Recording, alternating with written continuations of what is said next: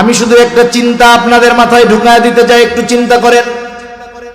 আমার আপনার যখন মরণ হবে, আমি মরি আর আপনি মরেন, যেহেতু লেভেলে আছে মুসলমান, পরিচয়টা মুসলমান, আমাকে আপনাকে সুন্দরভাবে গোসল দিয়ে কাফন পরিয়ে লাশের খাটিয়ায় উঠায়া জানাজার ময়দানে নিয়ে যাওয়া হবে, জানাজা হবে। এবার লাশটাকে নিয়ে যাওয়া হবে কবরের পাশে। কবরের মধ্যে দুইজন ব্যক্তি নামবে, উপর থেকে দুইজন আমার আপনার দেহটাকে ধরায় দিবে, নিথর দেহ। এই যে যখন কবরস্থ করা হয় লাশ, এই সময় একটা দোয়া পড়া হয়, বিসমিল্লাহি ওয়া আলা মিল্লাতি রাসূলিল্লাহ। এই দোয়া একদিন এখন আমরা হয়তো পড়ি, এক সময় আমাদের ব্যাপারে পড়বে। কি বলা হয় এই দোয়ার মধ্যে? একটু দিলের কান দিয়া শুনেন শেষ কথা। কি বলা হয়? মূলত বলা হয় এই কথা, আল্লাহ, আপনার নামে এমন একজন মানুষকে এখন কবরস্থ করিতেছি আল্লাহ, যার গোটা হায়াত সুন্নাতের উপরে অতিবাহিত হয়েছে। যখন সে মারা গেছে সুন্নাতের উপরে ছিল, যখন তাকে কবরস্থ করতেছি এখনো সুন্নাতের উপরেই আছে। এমন এক ব্যক্তিকে আপনার নামে এখন কবরে রাইখা দিতেছি, এই কথাটাই মূলত বলা হয়। কষ্ট নিয়েন না, আমি শুধু এতটুকু কথা বলি, আমরা কে কোন সময় মারা যাব বলা যায় না। এখান থেকে আমি বাসায় নাও ফিরে যেতে পারি, এর কোনো নিশ্চয়তা নাই। একটু চিন্তা করে দেখেন, এই দোয়াটা পড়ে অথবা এই কথাটা বলে যেই লোকটাকে কবরস্থ করা হলো, দেখা যাবে গোটা জিন্দেগি সে কখনো সুন্নাতের পাশ দিয়াও হাঁটে না। না তার চেহারায় সুন্নাত আছে, না তার কর্মে সুন্নাত, না তার লেবাসে সুন্নাত ছিল। একটু বুঝে থাকলে জবাব দিবেন, যেহেতু মুসলমানের সন্তান, তার ব্যাপারেও এই দোয়াটা পড়া হবে কি হবে না? কিন্তু বলেন তো, তার বাস্তবতার সাথে আর এই দোয়ার কথার সাথে মিল আছে কি? এখন তার ব্যাপারে এই দোয়াটা সত্য হবে নাকি মিথ্যা হবে? শুধুমাত্র এতটুকু অনুরোধ করি, কোন সময় মরণ হয় বলা যায় না।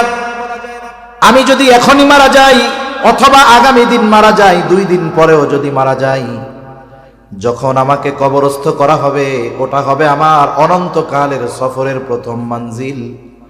আমাকে আপনাকে যেন মিথ্যা কথা বলে কবরে না রাখা লাগে, অথবা যেই কথাটা বলবে ওটা আমার আপনার জন্য যেন সত্য হয়, আমার আপনার সাথে যদি কথাটার মিল থাকে, আমার আপনার ব্যাপারে যেন কথাটা সত্য হয়।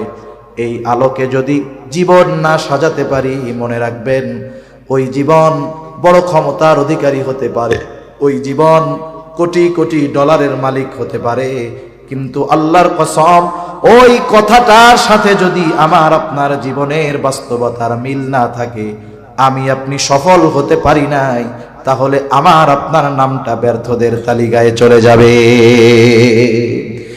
قال رسول الله صلى الله عليه وسلم من أحب لله وأبغض لله ومنع لله وأعطى لله فقد استكمل الإيمان।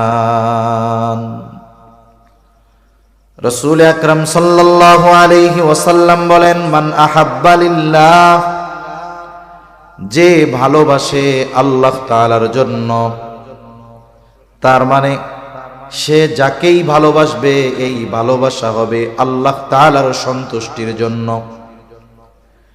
দুনিয়াতে ভালোবাসা 2 ধরনের, একটা হলো বৈধ ভালোবাসা আর একটা হলো অবৈধ ভালোবাসা। আসেন, যেহেতু 14ই ফেব্রুয়ারি, এটা অবৈধ ভালোবাসাকে কেন্দ্র করে এই দিবসের সূচনা হয়েছে। অবৈধ ভালোবাসা কোনটা? অবৈধ ভালোবাসা হলো একটা যুবক যুবতীর মধ্যে যেই বিবাহ বহির্ভূত সম্পর্ক, যুবক বলে আমি তাকে ভালোবাসি, সেও বলে আমি ওকে ভালোবাসি। এই ভালোবাসা যত গভীর হোক, বলেন তো এই ভালোবাসা বৈধ নাকি অবৈধ? এই ধরনের যত ভালোবাসা আছে সব ভালোবাসাগুলো অবৈধ ভালোবাসা। অবৈধ ভালোবাসা আল্লাহর সন্তুষ্টির জন্য বাসা যায় না। কোন যুবক যদি কোনো যুবতীকে বলে যার সাথে তার বিবাহের সম্পর্ক নাই, ভাইও নয়, বোনও নয়, মা বাবাও নয়, ছেলেও নয়, স্বামীও নয়, স্ত্রীও নয়, এই যুবক যদি ওই যুবতীকে বলে আমি তোমারে আল্লাহর জন্য ভালোবাসি, ও যদি মনে করে এই যুবতীকে ভালোবাসলে আল্লাহ খুশি হবে, আমি বলি খুশি হবে না, বরং তোর ঈমানটা চলে যাবে। অবৈধ ভালোবাসা আল্লাহর সন্তুষ্টির জন্য বাসা যায় না। এখন বলেন পান করার সময় কার নামে পান করতে হয়? বিসমিল্লাহ বলে পান করতে হয়। এখন বলেন তো কেউ যদি ইচ্ছা করে বুঝে শুনে বিসমিল্লাহ কইয়া মদ পান করে, ঈমান থাকবে কি থাকবে না? ঈমান চলে যাবে। যেই ভালোবাসা শরীয়ত বলে হারাম, যেই ভালোবাসা শরীয়ত নিষিদ্ধ করেছে, এমন কোন ভালোবাসা আল্লাহর সন্তুষ্টির জন্য বাসা যায় না। যদি কেউ বাসে তাহলে তার ঈমান থাকে না।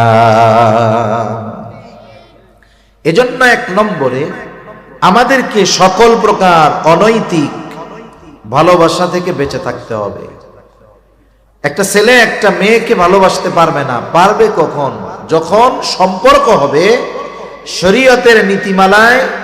এই ভালোবাসা বৈধ হওয়ার একটা সম্পর্ক যখন তার মধ্যে হবে, তখন ভালোবাসলে সওয়াব আছে, এমনি সওয়াব নাই, বরং ঈমান যাওয়ার আশঙ্কা আছে। ঠিক কিনা বলেন? তাহলে আল্লাহর জন্য ভালোবাসতে হয় বৈধ ভালোবাসা। বৈধ ভালোবাসা কোনটা? বাবার প্রতি মায়ের ভালোবাসা, মার প্রতি সন্তানের ভালোবাসা, মেয়ের প্রতি মার ভালোবাসা, ভাইয়ের প্রতি বোনের ভালোবাসা,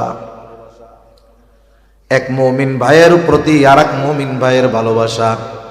এই সব ভালোবাসাগুলো বৈধ ভালোবাসা। তবে এই বৈধ ভালোবাসাগুলো দুনিয়ায় মানুষ সম্পর্কের কারণেও বাসে। যেমন দুনিয়াতে যত ধর্ম আছে, যত মানুষ আছে, প্রত্যেকটা মানুষ যিনি বিবাহিত তিনি তার স্ত্রীকে ভালোবাসেন, যার সন্তান আছে সন্তানকে ভালোবাসে। আপনি যদি তাদের জিজ্ঞাসা করেন কেন আপনি আপনার ছেলেটারে ভালোবাসেন, বলে আমার সাথে ওর সাথে রক্তের সম্পর্ক, ভালো কেন বাসবো না? ঠিক কিনা বলেন? তাহলে দুনিয়ার মানুষ অধিকাংশ সম্পর্কের কারণে ভালোবাসে, যদিও ভালোবাসাটা বৈধ। তবে যদি একটু ভালোবাসাটা একটু পরিবর্তন করত, মুমিন সে তো আর এক মুমিনকে যদি মোহাব্বত করে আল্লাহর জন্য যদি করে, সেটাও তার ইবাদত হয়ে যায়। স্বামী স্ত্রীকে ভালোবাসবে, শর্ত হলো বলবে যে দেখো তুমি আমার স্ত্রী, তুমি আমার স্বামী, তোমাকে আমি শুধু সম্পর্কের কারণে ভালোবাসি তা নয়, বরং তোমাকে আমি ভালোবাসি আল্লাহ তাআলার সন্তুষ্টির জন্য। অনুরূপ ভাবে স্ত্রীও স্বামীকে বলবে তোমারে ভালোবাসি আমি আল্লাহর সন্তুষ্টির জন্য। দুনিয়াতে যদি পারিবারিক জীবনে এই ভালোবাসা, স্বামী স্ত্রীর ভালোবাসা শুধু সম্পর্কের কারণে নয়, যদি আল্লাহর জন্য তারা এই ভালোবাসা বাসত, তাহলে আমাদের সমাজে পারিবারিক কলহ, পারিবারিক দ্বন্দ্ব, বিবাহ বিচ্ছেদ আমাদের বাংলাদেশে প্রতি মিনিটে এক একটা ঘটে। এটা হলো কাগজে কলমে। কাগজে কলমে দৈনিক প্রতি মিনিটে এক একটা বিবাহ বিচ্ছেদ হয়। এটা তো হিসাবের কথা, কিন্তু হিসাববিহীন গ্রামের মানুষের খোঁজ খবর নেন। অনেকে আছে দৈনিক তার বউরে 2-4-10 বার না দিলে তার পেটের ভাত হজম হয় না, মানে তালাক না দিলে। এদের হিসাব বাদ। হিসাবে হলো দৈনিক এক একটা সংসার ভাঙতেছে প্রতি মিনিটে। সংসার কেন ভাঙে বলেন তো? ভালোবাসা থাকলে নাকি গেলে? খোঁজ নিয়ে দেখেন, এই দুইজন স্বামী স্ত্রী এদের মধ্যে ঠিক ভালোবাসা ছিল না, কিন্তু এরা যদি আল্লাহর জন্য পরস্পর পরস্পরকে ভালোবাসতো, ইবাদত হতো, দেখা যাবে 2 দিন দুইজন দুই দিকে। স্বামী অফিসে গিয়া আরেকটা অবৈধ ভালোবাসার সাথে জড়ায় গেছে, স্বামীর থেকে যখন স্ত্রী দূরে, সেও হয়তো আরেকটা অবৈধ ভালোবাসায় জড়ায় গেছে। যখন হারাম ঢুকে গেছে দুই দিক দিয়া, দুধ যত ভালো খাবার হোক না কেন, দুধের মধ্যে যদি গরুর প্রস্রাব পড়ে যায়, ওই দুধ আর ভালো থাকে না। এই সম্পর্কটা পবিত্র এক সম্পর্ক, ভালোবাসার এক সম্পর্ক। এটা আল্লাহর জন্য যদি হইতো তাহলে দুইজন চিন্তা করতো আমাকে সে আল্লাহর জন্য ভালোবাসে, আমিও তাকে আল্লাহর জন্য ভালোবাসি। সেহেতু এমন কিছু করা যাবে না যাতে আল্লাহ বেজার হয়। সে নিজেকে গুনার থেকে বাঁচায় রাখতো, স্বামীও বাঁচায় রাখতো, স্ত্রীও বাঁচায় রাখতো নিজেকে। তখন দুইজনের এই মোহাব্বতের সম্পর্ক দৃঢ় থাকতো। ঠিক কিনা বলেন? এজন্য আমরা আমাদের আত্মীয় স্বজন সকলকে আল্লাহর জন্য ভালোবাসবো। সম্পর্কের ভালোবাসা সব ধর্মের মানুষ বাসে, কিন্তু আল্লাহর জন্য ভালোবাসা মুমিন একে অপরকে বাসে। তখন কি হয়? এই ভালোবাসাটা শুধু শান্তির কারণ হয় না, আল্লাহর জন্য এই ভালোবাসা পরস্পরের মধ্যে থাকার কারণে ওই ভালোবাসাটাও তার আমলনামায় ইবাদত বলে গণ্য হয়ে যায়। তাহলে এখন থেকে যারা বিবাহিত স্ত্রীকে বলবে আই লাভ ইউ, ভালোবাসি, এ শব্দটার প্রয়োগ বৈধ জায়গায় বেশি বেশি করতে হবে। না করার কারণে অবৈধ জায়গায় বেশি প্রয়োগ হইতেছে। এজন্য আজকের থেকে যাদের ওয়াইফ আছে বিবাহিত, বুড়া হোক আর বুড়া হোক, এটা একবারে বৃদ্ধ হইলেও মুরব্বি যায় বলবেন আমি তোমাকে ভালোবাসি। ইংরেজিতেও বলবেন আই লাভ ইউ। ভালোবাসি কেন? বলে আল্লাহর সন্তুষ্টির জন্য ভালোবাসি। কথা বুঝেন নাই? ভাই ভাইকে ভালোবাসবে, ভাই বোনকে ভালোবাসবে আল্লাহর জন্য, বাবা সন্তানকে ভালোবাসবে, মেয়ে মাকে ভালোবাসবে আল্লাহর জন্য। তাহলে বলেন আমাদের দুনিয়ার সকল বৈধ ভালোবাসা হবে কার জন্য? জোরে বলেন। আল্লাহর নবী সেই কথাই বলেন, মান আহাব্বা লিল্লাহ, যে বৈধ ভালোবাসা বাসে আল্লাহ তাআলার জন্য। 2 নাম্বার ওয়া আবগাদা লিল্লাহ, যে বিরোধিতা করে, দুশ্মনী করে, সম্পর্ক ছিন্ন করে আল্লাহর জন্য। মনে রাখবেন, আপনি যদি আপনার সন্তানকে আল্লাহর জন্য ভালোবাসেন, ওই আল্লাহর জন্যই আপনি সন্তানের বিরুদ্ধে যেতে পারবেন। যদি শুধু সম্পর্কের কারণে আপনি একজনকে ভালোবাসেন, যদি কখনো আল্লাহর জন্য তার বিরোধিতা করতে হয়, সেটা আপনি তখন পারবেন না। যদি ভালোবাসার মূলটা হয় আল্লাহর জন্য, তাহলে আল্লাহর জন্য আপনি তাকে দুশ্মন বানাতে পারবেন। হতে পারে না? বাবা ছেলের মধ্যে শত্রুতা, দুশ্মনী হতে পারে কি পারে না? মনে করেন সন্তানকে আপনি ভালোবাসতেন, এখন এই সন্তান ইসলাম বিদ্বেষী হয়ে গেছে, এই সন্তান এখন নাস্তিক হয়ে গেছে, এই সন্তান এখন ইসলামের বিরুদ্ধের এক বড় শক্তি, ওর প্রতি আর ভালোবাসা রাখা যাবে? আপনি আগে যেমন আল্লাহর জন্য তাকে ভালোবাসতেন, ও যখন আল্লাহর বিরোধী, রাসূলের বিরোধী, ওর বিরুদ্ধে আপনার শত্রুতা হবে, তবে সেটাও হবে আল্লাহর জন্য। এই জন্য যাকে আল্লাহর জন্য ভালোবাসা যায়, যেই সম্পর্কটা আল্লাহর জন্য গড়া যায়, ওই সম্পর্কটা আল্লাহর জন্য ভাঙাও যায়। এটা ভালোবাসার মূলনীতি হবে যে আমাদের ভালোবাসা হবে আল্লাহ তাআলার জন্য। তাহলে ভালোবাসাও যাবে, তাহলে ওই ভালোবাসা ত্যাগ করাও যাবে। সাহাবায়ে কেরাম এই দৃশ্যটা আমাদের সামনে দেখায় গেছেন। তাদের অন্তরে সর্বদা আল্লাহর মুহাব্বত সবচাইতে সুদৃঢ় ছিল। এরপরে নবীজির মুহাব্বত তাদের অন্তরের মধ্যে সর্বোচ্চ ছিল। এই জন্য তারা আল্লাহর মুহাব্বতে আল্লাহর জন্য বাবার বিরোধিতা করতেও পিছপা হয় নাই। আল্লাহর মুহাব্বতে বাবার বিরুদ্ধে অস্ত্র ধারণ করতেও তারা পিছপা হয় নাই। ইতিহাসের অন্যতম একটি ঘটনা হলো বদরের যুদ্ধের ঘটনা। বদরের যুদ্ধ সংগঠিত হয়েছে 2য় হিজরিতে, 17ই রমাদান। বদরের যুদ্ধের প্রেক্ষাপট হলো মুসলমানেরা কাফেরদের সাথে ব্যাপক আকারে যুদ্ধ করার জন্য প্রস্তুত ছিল না, প্রস্তুতিও ছিল না। মূলত উদ্দেশ্য ছিল আবু সুফিয়ানের বাণিজ্য কাফেলার উপরে ঝাটিকা আক্রমণ করা, গেরিলা হামলা করা। আবু সুফিয়ান যখন বুঝতে পারছে কাফেলাও নিরাপদ, খবর পাঠায় দিছে মক্কায় যে আমাদের বাণিজ্যিক কাফেলা বিপদের সম্মুখীন হতে পারে, আমাদের সাহায্যের জন্য তোমরা আগায় আসো, মুসলমানদের দ্বারা আমরা আক্রান্ত হতে পারি। আবু জেহেল খবর পেয়ে তৎকালীন সময়ের সর্বাধুনিক সমরাস্ত্রে সুসজ্জিত হয়ে 1000 সশস্ত্র কাফের রওনা হয়ে গেছে। ইতিমধ্যে আবু সুফিয়ান নিরাপদ এলাকায় পৌঁছায় গেল। আবার খবর পাঠায় দিছে আবু জেহেল আমাদের কাফেলা নিরাপদ এলাকায় চলে আসছে, আর সাহায্যের কোনো দরকার নাই। আবু জেহেল চিন্তা করে, এত সৈন্য সামন্ত নিয়ে প্রস্তুতি নিয়ে আসলাম, ফিরে যামু কেন? মুসলমানদের সাথে যুদ্ধটা লাগায় দেই, যেহেতু ওরাও পরিপূর্ণ প্রস্তুত নাই। এই অবস্থায় যদি ওদের উপরে আমরা হামলা করতে পারি, তাহলে এই দুনিয়া থেকে ইসলাম এবং মুসলমানদের মূলোৎপাটন করে দেওয়া যাবে। এই জন্য আবু সুফিয়ানের খবর যাওয়ার পরেও অহংকার কইরা ও আর পিছু যায় নাই, ফেরত যায় নাই, আক্রমণ করতে চলে আসছে। এইবার দুই দল অবস্থান করছে বদরে। আবু সুফিয়ানের 1000 সশস্ত্র কাফের, মুসলমানের সংখ্যা কত? বদর তো মদিনা থেকে 70 মাইল দূরে। এখনকার জামানা আর ওই জামানা তো এক না, ফুসকইরা তো ফোন দেওয়া যায় না, যাইতে হবে, একজন খবর দিবে, প্রস্তুতি নিয়ে লোকজন আসবে। সেই সময় সেই অবস্থা কোনোটাই নাই। রাসূল আকরাম সাল্লাল্লাহু আলাইহি ওয়াসাল্লাম চিন্তিত হয়ে গেছেন, কি করা যায়? মুসলমানরা ওই প্রস্তুতি নিয়ে আসে নাই।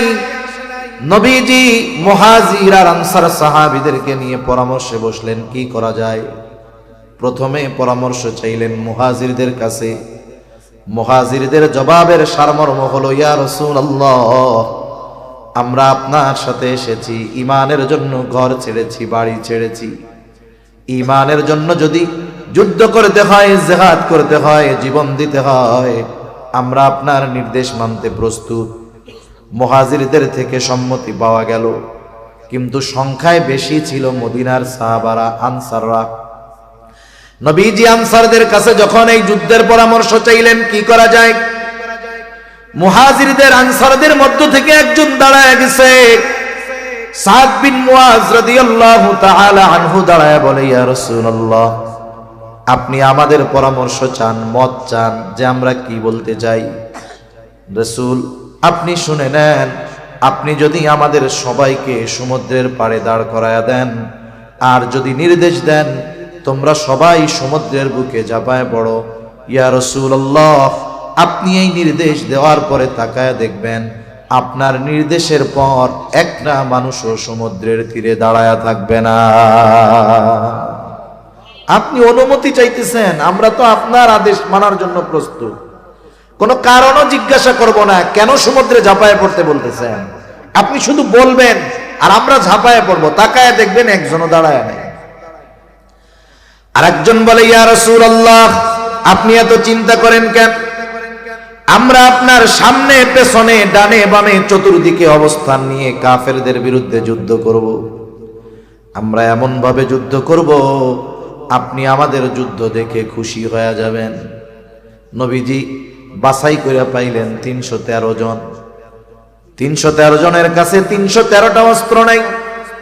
যুদ্ধের ময়দানে প্রাইমারি কিছু আর্মস আছে, যেটা সব সৈন্যের কাছে থাকবে, এটা কমন। তৎকালীন সময়ের যুদ্ধ জেহাদের মধ্যে তলোয়ার, এটা হলো প্রাথমিক এক অস্ত্র। অথচ এই তলোয়ার আছে 100টা, লোকের সংখ্যা হলো 313 জন। 313 জনের কাছে 313টা তলোয়ার নাই। প্রচন্ড গরম, রোজা রেখে, প্রথম বছর রোজা ফরজ হয়েছে, প্রচন্ড গরমের সময় রোজা ফরজ হয়েছে। রোজা রেখে কারো পায়ের মধ্যে জুতা নাই, সকলের কাছে চড়ার মতো বাহন নাই, পায়ে হেঁটে, কারো হাতের মধ্যে পাথর, কারো হাতের মধ্যে লাঠি। এই গড়ে নিরস্ত্র 313 জন মানুষ তৎকালীন সময়ের 1000 কাফেরের বিরুদ্ধে যুদ্ধ করার জন্য ময়দানে হাজির হয়ে গেছে।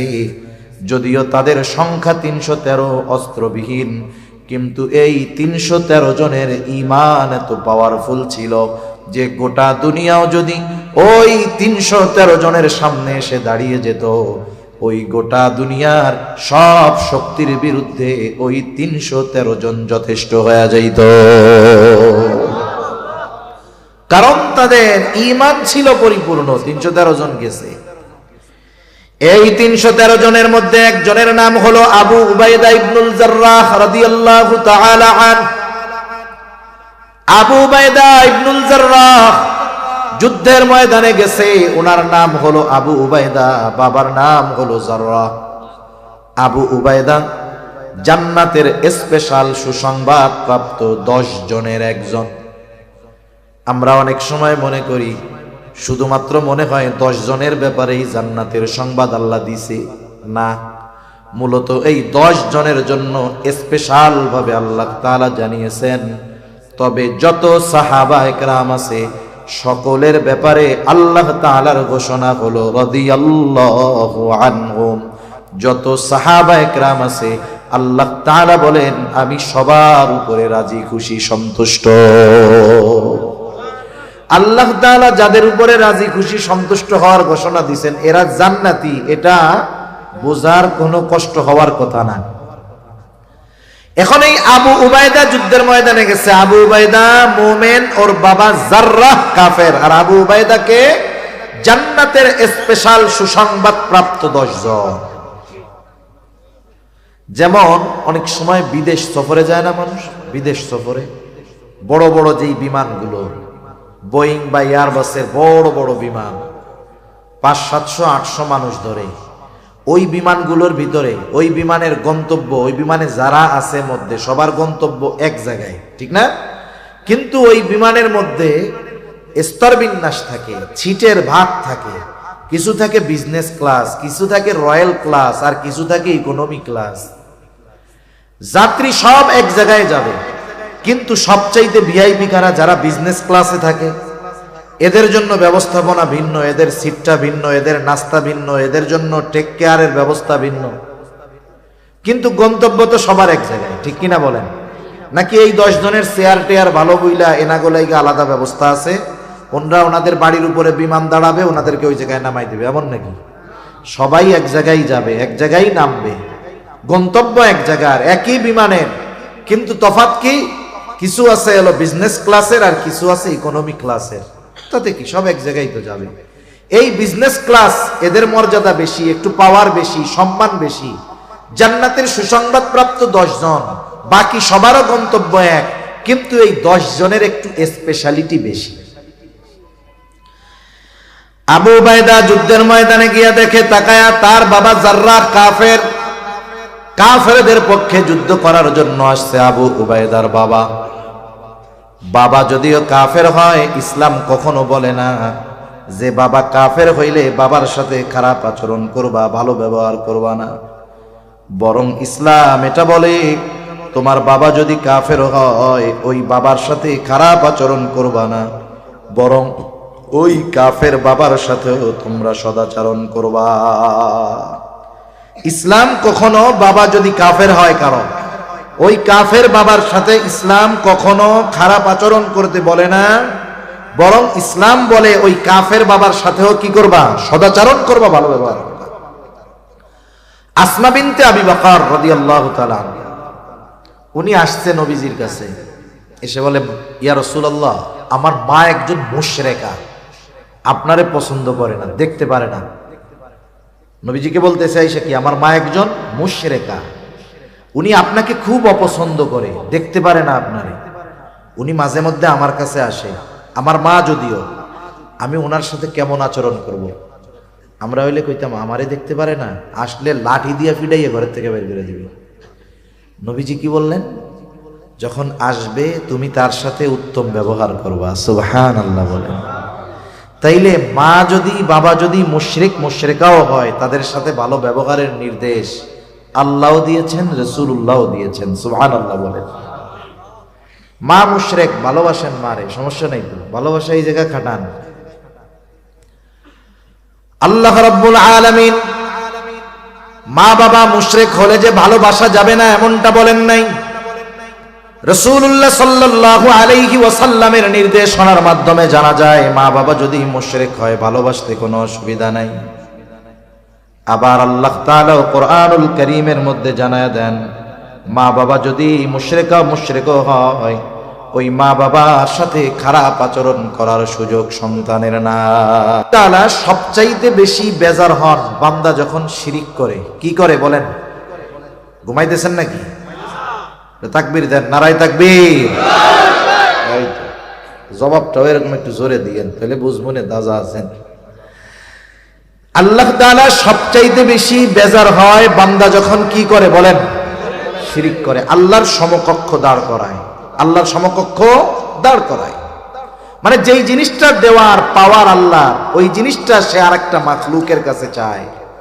আমাদের দেশে তো অনেক সময় তাজাডার কাছে চায়, এও এক ব্যাপার বুঝলাম, কিন্তু অনেক সময় মরাডার কাছে গিয়াও চায়। মানে বুঝেন নাই, মাজারে গিয়া চায়, আছে না নাই?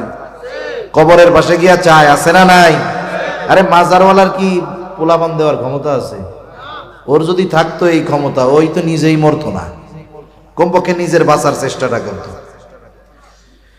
আল্লাহ তাআলা সবচাইতে বেজার হয় বান্দা যদি আল্লাহর সাথে শিরিক করে। নামাজ না পড়লে বেজার হয়, কিন্তু শিরিক করার মতো বেজার হয় না। শিরিক করলে এত বেজার হয় আল্লাহ, যে আল্লাহ তাআলা আমার আপনার নবীজিকে আরশে আজিম পর্যন্ত সফর করিয়েছেন। ওখানে গিয়ে এই ঘোষণা, এই খবর আমাদের জানিয়ে দিয়েছেন যে হাবিব, আপনার উম্মত যদি শিরিক থেকে বেঁচে থাকে, তার দ্বারা যদি অন্য কোনো পাপ সংগঠিত হয়ে যায়, শিরিক থেকে যদি বাঁচে, মাপ চাইলেই আমি আল্লাহ অন্যগুলা মাফ করে দিব। সুবহানাল্লাহ বলেন। বরং আল্লাহ তাআলা তো এমনটা বলেন, আমি চাইলেই মাফ করে দিব যদি শিরিক না করে। বান্দা গুনাহ করছে, মাপ চায় নাই, কিন্তু সে কখনো শিরিক করে নাই। আল্লাহ তাআলা আল্লাহর কাছে মাপ চাওয়া ছাড়া, ওই নামাজ পড়ে নাই, ওই গুনাহ মাফ করে দিতে পারে। রোজা রাখে নাই, ওই গুনাহ আল্লাহ চাইলে মাফ করে দিতে পারে, তার ক্ষমা চাওয়া লাগবে না। কিন্তু যদি শিরিক করে, মাফ না চাওয়া পর্যন্ত, তাওবা না করা পর্যন্ত আল্লাহ ক্ষমা করবে না। এত বেজার হয় আল্লাহ শিরিক করলে। আল্লাহ তাআলা বলেন, ইন্নাশ শিরকা লাযুলমুন আযীম, শিরিক হলো মহাজুলুম, মহা অন্যায়। আবার আল্লাহ তাআলা বলেন, ইন্নাল্লাহা লা ইয়াগফিরু আন ইউশরাকা বিহি ওয়া ইয়াগফিরু মা দুনা যালিকা লিমান ইয়াশা। আল্লাহ তাআলা শিরকের গুনাহ ক্ষমা করবেন না, তাছাড়া বাকিগুলা উনি চাইলেই করে দিবেন। এবং শিরককে আল্লাহ তাআলা বলেন কি, ইন্নাশ শিরকা লাযুলমুন আযীম, শিরক হলো মহা জুলুম। শিরিক শুধু জুলুম না, শিরিক মহা জুলুম। কি জুলুম বলেন? এখন আসেন একটু জুলুম আর মহা জুলুমের পার্থক্যটা আমরা একটু জানি। কথা যেহেতু আসলো, আপনারা কি কথা বোঝার জন্য বসছেন তো নাকি? একটা হলো, মনে করেন অনেকে কথা শোনার জন্য বসে, অনেকে কথা বোঝার জন্য বসে। শোনার জন্য যদি বসে, বুঝের খেয়াল যদি না থাকে, তাইলে শুনতে যদি শ্রুতি মধুর না হয়, তাইলে আর ভাল লাগবে না। কিন্তু যে কথা বুঝতে বসেছে, বুঝতে চায় যে হুজুর কি বলে, হুজুরে আনলাম, আমার সময় ব্যয় করে বসলাম, ওনারে সুপায় বসাইলাম, আমরা বালুর উপরে বসলাম, বাসায় দামি খাট থাকার পরেও, সোফা থাকার পরেও নিচে বসে 1.5-2 ঘন্টা সময় ব্যয় করলাম, হুজুর কি বুঝাইলো আমাদের, কি বুঝ নিয়ে বাড়িতে যাব, এই নিয়ত যদি থাকে বুঝার, তাহলে আলহামদুলিল্লাহ ভালো। আর যদি শুধু চিন্তা করেন যে আমার শুনতে ভালো লাগতেছে কিনা, এটা যদি ওটার সাথে কম্পেয়ার করেন, তাইলে তো কঠিন হয়ে দাঁড়াবে। আপনারা বুঝবার নিয়তে বসছেন তো। এখন আসেন, শুধু জুলুম আর মহাজুলুম, আল্লাহ বলছেন শিরিক মহাজুলুম। কেন? জুলুম কিভাবে হয়? জুলুম হয় হলো সবল কর্তৃক দুর্বলের উপরে যেটা করা হয় অন্যায়, ওটাকে বলে জুলুম। যার সবল পাওয়ার আছে, ক্ষমতা আছে, আর একজন পাওয়ার নাই, ক্ষমতা নাই, দুর্বল, ওর উপরে যদি কোনো অন্যায় করা হয়, অবিচার করা হয়, এটাকে বলে কি বলেন? যেটা সবল কর্তৃক দুর্বলের প্রতি করা হয়। আর মহাজুলুম কোনটা? যেটা দুর্বল কর্তৃক সবলের উপরে করা হয়।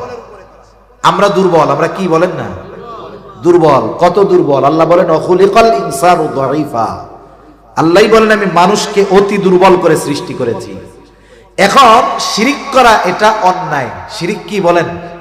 অন্যায় না? সবল যদি দুর্বলের প্রতি অন্যায় করে, এটা কি হয় বলেন? জুলুম। যেহেতু শিরিক করা অন্যায়, তাহলে শিরিক করি কার ব্যাপারে? আল্লাহর ব্যাপারে। আমরা দুর্বল, দুর্বল কর্তৃক সবলের ব্যাপারে যদি অন্যায় করা হয়, ওটা ছোট জুলুম না, ওটা মহা জুলুম। এজন্য আল্লাহ তাআলা শিরিকের ব্যাপারে বলছেন শিরিক হলো মহা জুলুম। তোমরা দুর্বল হইয়া আমার উপরে অবিচার করো, অন্যায় করো। সেজন্য শিরিককে আল্লাহ কি বলেছেন? শুধু জুলুম না, মহা জুলুম। আশা করি এতটুকুতে বুঝতে পারছেন তো। এই শিরিক করলে আল্লাহ তাআলা সবচাইতে বেশি বেজার হয়। এখন ওই শিরক যদি আমাকে আপনাকে কেউ করতে বলে, তার উপরে আল্লাহ বেজার হবে না? আপনি জানেন যখন আপনাদের এইসব অঞ্চলে মারামারি টারামারি হইতো নাকি আগে, যেমন দুইটা দল থাকে না, গ্রামে দল থাকে, বিভিন্ন এলাকায় দুইটা গ্রুপ থাকে, দুই গ্রুপের দুইজন লিডার থাকে, দুই লিডার ঢাকায় থাকে আলিশান বাড়ি বাসায়। এখন ওই দুই লিডারের অনুপস্থিতিতে ওই এলাকার দুই গ্রুপের মধ্যে মারামারি লেগে গেছে। মারামারি লাগার পরে এক গ্রুপের একজন মারা গেছে। এরকম গ্রুপিং যেই সব এলাকায় আছে, যেই গ্রুপে লোক মারা যায় ওরা মনে মনে কয় আলহামদুলিল্লাহ খুব ভালো হয়েছে, কারণ যেই গ্রুপে লোক মরছে আইনত এরা তখন পাওয়ারফুল হয়ে যায়। আর এক গ্রুপ হত্যাকারী, এদেরকে হত্যা করা হয়েছে। এখন মারামারি গেঞ্জাম যে লাগছে, ওই যে লিডার সে জানেও না, খোঁজ খবরই নাই, সে আছে বিদেশে, ফোন টোন সব বন্ধ, গেছে উমরা করতে। এদিক দিয়া তার লোকরা প্রতিপক্ষকে এমন সাইজ দিছে একটা মইরাই গেছে। সে তো বিদেশে, ফোন বন্ধ, খোঁজ খবর নাই, জানেও না। এখন যাদের লোক মারা গেছে তারা থানায় গিয়া মামলা দিছে। আমারে বলেন তো 1 নম্বর আসামি কে হবে? বেজাল গোজাল মনে হয় হেমায়তপুরীর লোকজন বোঝে না, অথচ লিডার কি জানে কিছু? তার মানে বোঝা গেল যে হুকুমদাতা তার নামে মামলা 1 নম্বরে হয়, আর লিডার হইলে হুকুম দেওয়াও লাগবে না, না জানলেও হুকুমদাতা হিসাবে নাম তার হবে। ঠিক কিনা বলেন? তাহলে বোঝা গেল কিছু কিছু ক্ষেত্র বিশেষ এমন আছে যে শিরকের অর্ডার দেয় তার উপরে আল্লাহ আরো বেশি বেজার হয়। আল্লাহ রাব্বুল আলামিন সেই কথাই বলেন যে কথাটা বলার জন্য এত কথা কইলাম। মা বাবা যদি সন্তানকে শিরিক করার জন্য আদেশ দেয়, যেই সন্তান ঈমান আছে, মা বাবা যদি শিরিক করার জন্য আদেশ দেয়, বলেন তো মা বাবার উপরে মেজাজ গরম হবে কি হবে না? কারণ প্রত্যেকটা মুমিন মা বাবার চাইতেও আল্লাহ তাআলাকে বেশি ভালোবাসে। এখন কথা হইল, মা বাবা যদি আমাকে আপনাকে শিরিক করার আদেশ দেয়, আল্লাহ তাআলার পক্ষ থেকে নির্দেশনা কি? আল্লাহ তাআলা কোরআনুল কারীমের সূরা লুকমানের মধ্যে বলেন, ওয়া ইন জাহাদাকা আলা আন তুশরিকা বিমা লাইসা লাকা বিহি ইলম ফালা তুতি'হুমা ওয়া সাহিবহুমা ফিদ দুনিয়া মা'রুফা। আল্লাহ রাব্বুল আলামিন বলেন, তোমার মা বাবা যদি তাদের অজ্ঞতার কারণে আমি আল্লাহর সাথে শিরিক করার জন্য তোমাদেরকে জোর জবরদস্তি করে চাপ দেয়, কি করবা? আল্লাহ তাআলা 1 নম্বর নির্দেশনা দেন, ফালা তুতি'হুমা, মা বাবার ওই আদেশের আনুগত্য তুমি করবা না। তবে খবরদার, মা বাবা আদেশ দিয়েছে, আদেশ মানবা না, ঠিক আছে, কিন্তু এই ধরনের আদেশ দেওয়ার কারণে মা বাবার উপরে চড়াও হবা না। তাদের খানা দানা বন্ধ করে দিবা না, তাদের ওষুধ দেওয়া বন্ধ করে দিবা না, তাদের থেকে ঘর থেকে বাহির করে দিবা না। কি করবা? ওয়াসাহিবহুমা ফিদ দুনিয়া মা'রুফা, এই দুনিয়ার মধ্যেও ওই মা বাবার সাথেও তুমি সদাচরণ করবা। দেখেন, মা বাবা শিরিক করতে বললেও তাদের সাথে খারাপ আচরণের সুযোগ নাই। যেহেতু আলোচনার ফাঁকে আসলো বলি, অথচ আমাদের সমাজে অনেক মানুষ আছে যারা বিনা কারণে মা বাবাকে কষ্ট দেয়। তার মানে মা বাবা কাফের হলেও মা বাবাকে কষ্ট দিতে নিষেধ করছেন কে? মা বাবা কাফের হলেও তার খানা দানা বন্ধ করা যাবে না, মা বাবা কাফের হলেও তাদের সাথে খারাপ আচরণ করা যাবে না। কিন্তু আফসোস, আমাদের দেশে দিন যাচ্ছে, আমাদের আগামী প্রজন্ম সহ বর্তমান প্রজন্মের কিছু মানুষ মা বাবার সাথে অসদাচরণ করে, কি করে না? মা বাবাকে বৃদ্ধাশ্রমে পাঠিয়ে দেয়, বাড়িতে রাখলে গোডাউন রুমের মধ্যে থাকতে দেয়, গ্রামের বাড়িতে গোয়াল ঘরের মধ্যে রাখে। এরকম সন্তান তো আলহামদুলিল্লাহ দুনিয়ায় নাই। অথচ দেখেন, যেই মা বাবা শিরিকের আদেশ করলে সেই মা বাবাকে কষ্ট দেওয়া যাবে না, শিরিক থেকে বাঁচতে হবে, কিন্তু এই কারণে তাদের উপরে চড়াও হওয়া যাবে না। সেহেতু ওই মা বাবা কাফের হলেও মা বাবার প্রতি ভালোবাসা রাখার দরকার আছে না নাই? তাহলে যে কথার থেকে গেলাম, আবু উবাইদা বাবারে দেখছে জাররাহ কাফেরদের পক্ষে যুদ্ধ করার জন্য আসছে। বাবাকে দেখার পর আবু উবাইদার অন্তরে ভালোবাসা মহব্বত জাগ্রত হয়ে গেছে। এটা স্বাভাবিক, এটা অন্যায়ের কোনো কিছু নয়। আবু উবাইদা বাবার প্রতি মহব্বত জাগ্রত হয়ে গেছে, চিন্তা করলো যুদ্ধের ময়দানে যুদ্ধ করব, কিন্তু বাবার সম্মুখীন হব না। আবু উবাইদা একদিকে যুদ্ধ করে, বাবা আর একদিকে যুদ্ধ করে। আবু উবাইদা বাবার থেকে সরে সরে থাকে, বাবার মুখোমুখি হয় না, বাবার থেকে সরে সরে থাকে। ওই দিক দিয়া যাররা চিন্তা করতেছে আজকেই মুহাম্মদকে দুনিয়া থেকে চিরতরে বিদায় করে দিব, এই চিন্তা করতেছে যারা। আবু উবায়দা খেয়াল করে যে তার বাবার অবস্থাটা কি। একবার দেখে নবীজির দিকে আক্রমণ করার জন্য যায়, কৌশলে বাবাকে ওই দিক থেকে এসে ফিরাইয়া দিল। আবার নজর রাখতেছে, দেখে আবার তার বাবা নবীজির দিকে আক্রমণ করার জন্য যায়, আবার বাবাকে ফিরাইয়া দিছে। আবার সে যুদ্ধ করতেছে, এবার খেয়াল করে দেখে বাবা আবার আক্রমণ করার জন্য গেছে। দুই ধরনের বর্ণনা পাওয়া যায়। একটা হলো এইবার আর আবু উবায়দা তার বাবাকে ঠেকানোর চেষ্টা করে নাই, বরং বাবার এই আচরণটা তার পছন্দ হয় নাই। কারণ আবু উবায়দার অন্তর ঈমানে ভরপুর, আল্লাহর মোহাব্বত, নবীর মোহাব্বত দিয়ে ভরপুর। নবীজির সাথে এমন বেয়াদবি আবু উবায়দা পছন্দ করে নাই। এইবার গিয়া একটা কোপ দিয়া বাবাকে দেহ থেকে বাবার মাথাটাকে সে আলাদা করে দিয়েছে। আরেক বর্ণনায় আসছে আবু উবায়দা সরে সরে থাকে, যুদ্ধ করতে চায় না বাবার সাথে। কিন্তু আল্লাহ তাআলা চায়, ও আবু উবায়দা, আমি আল্লাহ তোমার মনের অবস্থা জানি, তোমার বাবার প্রতি মোহাব্বত ভালোবাসা। কিন্তু আল্লাহ তাআলা পরীক্ষা করতে চায় এই মোহাব্বত বাবার প্রতি বেশি নাকি আল্লাহর প্রতি বেশি। আল্লাহ তাআলা এবার বাপ বেটারে মুখোমুখি বানায় দিলেন। বাবা মুমিন, বাবা কাফের, সন্তান মুমিন। বাপ বেটা মুখোমুখি হয়ে গেছে। আবু উবায়দা সামনে যখন দেখে বাবা, আবু উবায়দার হাতের উঁচু তলোয়ারটা নিচু হয়ে গেছে। কেন নিচু হইছে? বলেন বাবার মহব্বতে। বলেন কার মহব্বতে? উঁচু তরবারি নিচে হইছে কার মহব্বতে? এইবার আবু উবায়দা তলোয়ার নিচে নামায়া দিছে যেহেতু বাবা। কিন্তু আবু উবায়দা মুমিন, তার পিতা যাররা কাফের। কাফেরের অন্তরের অবস্থা আর মুমিনের অন্তরের অবস্থা কখনো এক হতে পারে না। মুমিনের অন্তর ঈমানের আলোয় ভরপুর, মুমিনের অন্তর বিশ্বাস দ্বারা ভরপুর। কাফেরের অন্তর কুফরির অন্ধকারে ভরপুর, পাপাচারে ভরপুর, অবিশ্বাসে ভরপুর। আবু উবায়দার বাবা যাররা চিন্তা করছে, হায়রে যতই হোক পুলা আমার, এইটা তো ধর্ম ত্যাগী, এরে দিয়া বিশ্বাস নাই। আবু উবায়দা কিন্তু উঁচু তরবারি নিচু করে ফেলছে।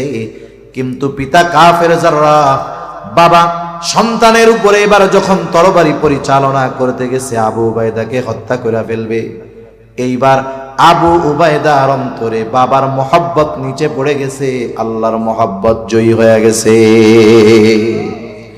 তাহলে আবু উবায়দা তরবারি নিচু করছে বাবার মোহাব্বতে। কার মোহাব্বতে? এইবার বাবা যখন এই মোহাব্বতের মর্যাদা দিতে পারে নাই, আবু উবায়দার তরবারিও বাবার বিরুদ্ধে উঁচু হয়ে গেছে। এবার বলেন তরবারি উঁচু হইছে কার মোহাব্বতে? জোরে বলেন। এবার বাপ বেটার মধ্যে লড়াই শুরু হয়ে গেছে। লড়াইয়ের এক পর্যায়ে আবু উবায়দা নিজের হাতে নিজের বাবাকে দুনিয়া থেকে বিদায় করে দিয়েছে। বদরের যুদ্ধ শেষ হয়ে গেল। কাফেররা বলা বলি করতেছে, দেখ মুহাম্মদ কি পালে এইগুলা, বাপরেও ছাড় দেয় না, পোলায় বাপরে হত্যা করে ফেলছে। নবীজিও চুপ করে আছে। কি ঘটনা কইটা গেল? উনিও এটা চিন্তা করে নাই। কি ঘটনা কইটা গেল? কাফেররা ইহুদি নাসারারা বলা বলি করে, দেখ ছেলে বাপরে হত্যা করে ফেলছে। আমাদের দেশে এই ঘটনা একটা দুইটা নয়, খোঁজ নেন শত শত হাজার হাজার ঘটনা আছে। নেশার টাকার জন্য, মোটর সাইকেলের টাকার জন্য, অন্যান্য অনেক অপরাধ করার জন্য, সম্পদের জন্য সন্তান নিজের হাতে বাবাকে টুকরা টুকরা করে ফেলে, হত্যা করে ফেলে। বলেন তো এইরকম ঘটনা কম বেশি জানা আছে না নাই? আবু উবায়দা সম্পদের জন্য বাপরে হত্যা করছে, আবু উবায়দা টাকা পয়সার জন্য হত্যা করছে। আরে আবু উবায়দা কেন হত্যা করছে বাবাকে? দুনিয়ার কেউ না জানলেও জানে কে? আরো জোরে বলেন কে? আল্লাহর মোহাব্বতে আবু উবায়দা এই কাজ করছে, দুনিয়ার কোনো স্বার্থে করে নাই। নবীজি চুপ। আসমান থেকে কোনো ঘোষণা এখনো আসে না। কাফেররা কথা বলা বলি করে, টিটকারি মারে। জিবরাইল আলাইহিস সালাতু ওয়াস সালাম এইবার এই ঘটনাকে কেন্দ্র করে ওহী নিয়ে হাজির হয়ে গেলেন। আবু উবায়দা সহ ওই জায়গায় বদরের যুদ্ধে যারা এই রকম ঈমান দীপ্ত মুহাব্বতের পরিচয় দিয়েছে তাদের ব্যাপারে আল্লাহ তাআলা ওহী নাজিল করে বলেন, লা তাজিদু কওমান ইউমিনুনা বিল্লাহি ওয়াল ইয়াউমিল আখির ইউআদ্দুনা মান হাদ্দাল্লাহা ওয়া রাসূলাহু ওয়ালাউ কানু আবাআহুম আও আবনাআহুম أو إخوانهم أو عشيرتهم أولئك كتب في قلوبهم الإيمان আল্লাহ রাব্বুল আলামিন নবীজিকে বলতেছে, আরে ওরা যে কথা বলে বলুক, শুনে নেন আপনি। লা তাজিদু কওমান ইউমিনুনা বিল্লাহ, যারা আল্লাহ তাআলাকে ভালো, আল্লাহ তাআলার প্রতি ঈমান রাখে, ইউমিনুনা বিল্লাহি ওয়াল ইয়াউমিল আখির, যেই কওম আল্লাহ এবং আখিরাতের প্রতি ঈমান রাখে তাদেরকে আপনি এমন অবস্থায় পাবেন না। কেমন অবস্থায়? ইউআদ্দুনা মান হাদ্দাল্লাহা ওয়া রাসূলাহু, যে ওই সম্প্রদায় তথা ওই ঈমানদারেরা ওই সমস্ত মানুষদের সাথে ভালো সম্পর্ক রাখে, ওই সমস্ত মানুষদের প্রতি ভালোবাসা রাখে যারা আল্লাহ এবং তার রাসূলের প্রতি বিদ্বেষ পোষণ করে। তার মানে প্রকৃত মুমিন যারা, এরা আল্লাহ এবং রাসূলের প্রতি বিদ্বেষ পোষণকারীদেরকে কখনো পছন্দ করে না। আল্লাহ বলতেছে ওই লোকগুলোর ব্যাপারে যারা বদরের ময়দানে একজন সন্তানকে মেরে দিছে, একজন ভাইরে আর একজন বাপরে সাইজ করে দিছে। এখন এই ঘটনা ঘটছে, এক যুদ্ধে একজন বাপরে মারছে, আর একজন ছেলেরে মারছে, আর একজন বাইরে মারছে, আর একজন আশেপাশের প্রতিবেশীরে সাইজ করে দিছে। এখন ওরা বলা বলি করতেছে না যে এরা কেমন কম, দেখছস বাপরেও সাইজ করে দিছে, বাইরেও দিছে, তারপরে ছেলেরেও দিছে, ছেলেরেও সাথ দেয় নাই, এগুলো কেমন লোক। আল্লাহ তাদের ব্যাপারে বলতেছে ওরা হলো এমন লোক, ওরা এমন ইমানদার যে আল্লাহ এবং রাসূলের প্রতি বিদ্বেষ পোষণকারী কাউকে ওরা পছন্দ করে। এখন এই মুমিনদের ওই অপছন্দকারী ব্যক্তিগুলো যদি তারা মুমিনদের বাবাও হয়, তার মানে প্রকৃত মুমিনের বাবা যদি আল্লাহ এবং রাসূলের প্রতি বিদ্বেষ পোষণকারী হয়, ওই বাপকেও মুমিন ছেড়ে দেয় না। ওয়ালাউ কানু আবাআহুম আও আবনাআহুম, সন্তানের প্রতি যত মায়া মোহাব্বত থাকুক না কেন, সন্তান যদি আল্লাহ এবং রাসূলের প্রতি বিদ্বেষ পোষণকারী হয়, ওরা ওই সন্তানকেও ছেড়ে দেয় না। সুবহানাল্লাহ বলে। অথচ চিন্তা করে দেখেন, একটা বাবা তার জীবনের সব পরিশ্রম করে সন্তান কেন্দ্রিক, ঠিক কিনা বলেন? অথচ ঈমানদার সন্তান যদি বদ্দিন হয় সন্তানকেও ছেড়ে দেয় না। আও ইখওয়ানাহুম, যদি তাদের ভাইও হয়, ওই মুমিনরা আল্লাহ এবং রাসূলের বিদ্বেষ পোষণকারী ওই ভাইকেও তারা ছেড়ে দেয় না।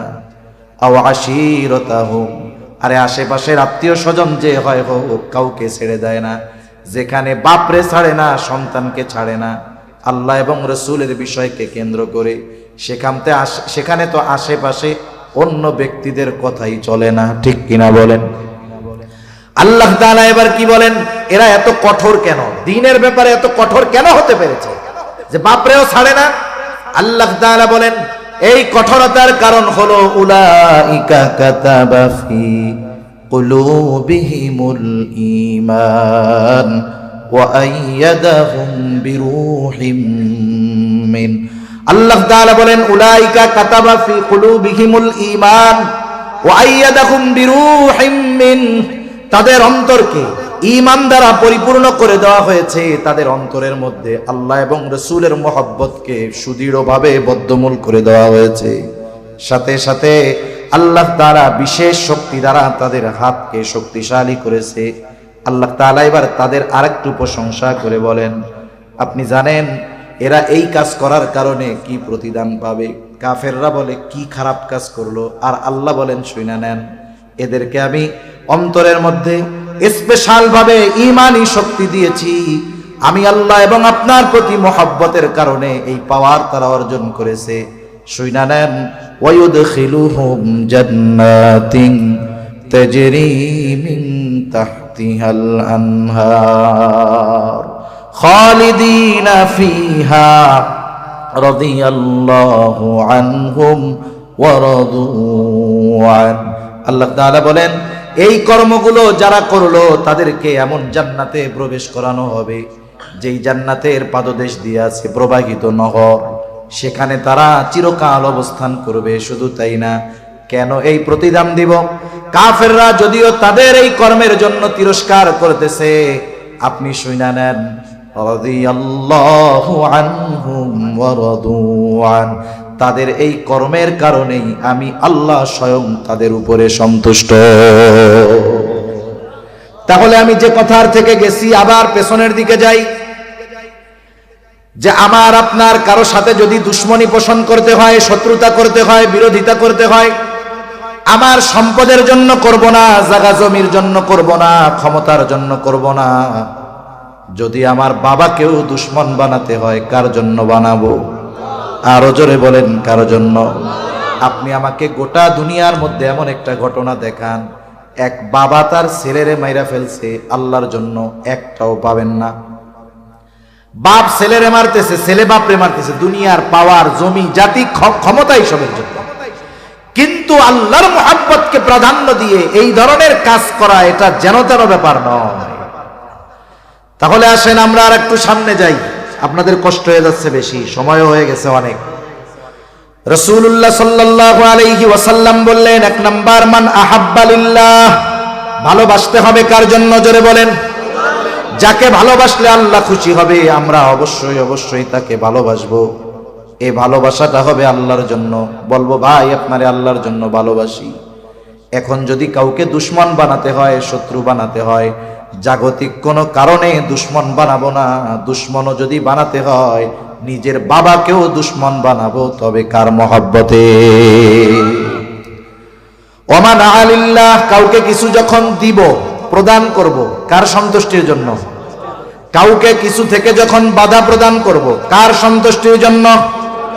এই চারটা বিষয় যদি আমার আপনার মধ্যে চলে আসে, ভালোবাসা যদি আল্লাহর সন্তুষ্টির জন্য হয়, শত্রুতা যদি আল্লাহর সন্তুষ্টির জন্য হয়, কাউকে দেওয়া যদি সন্তুষ্টির জন্য হয়, কাউকে কিছু থেকে বাধা দেওয়া যদি আল্লাহর সন্তুষ্টির জন্য হয়, নবীজি বলেন, শুনে নাও, ফাকাদ ইস্তাকমালাল ঈমান, এই চার গুণ সম্পন্ন মুমিন, সে হলো কামেল মুমিন, সে তার ঈমানকে পরিপূর্ণ করলো।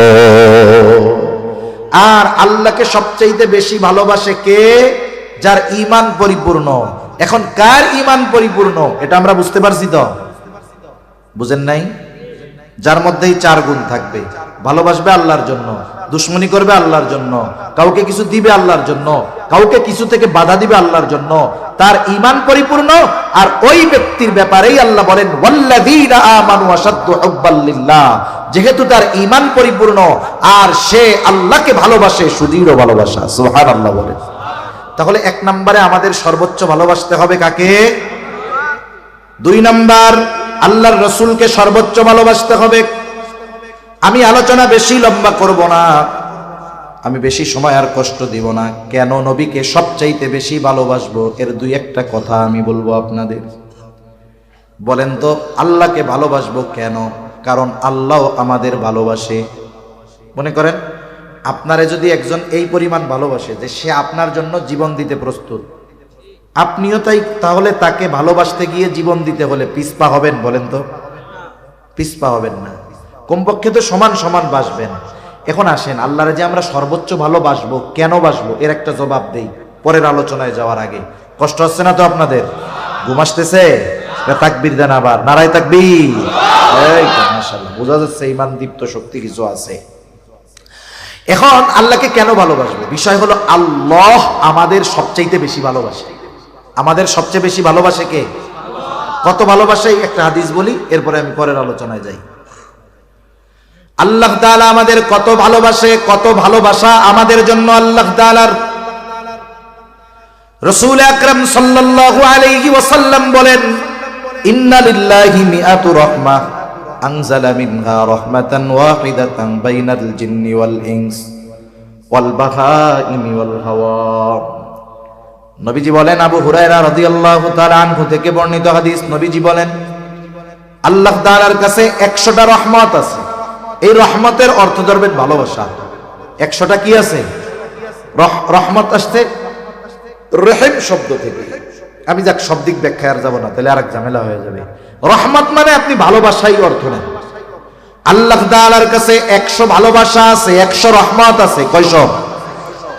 আনজালা মিনহা রাহমাতান ওয়াহিদাতান বাইনাল জিন্নি ওয়াল ইনস ওয়াল বাহাই ওয়াল হাওয়াই।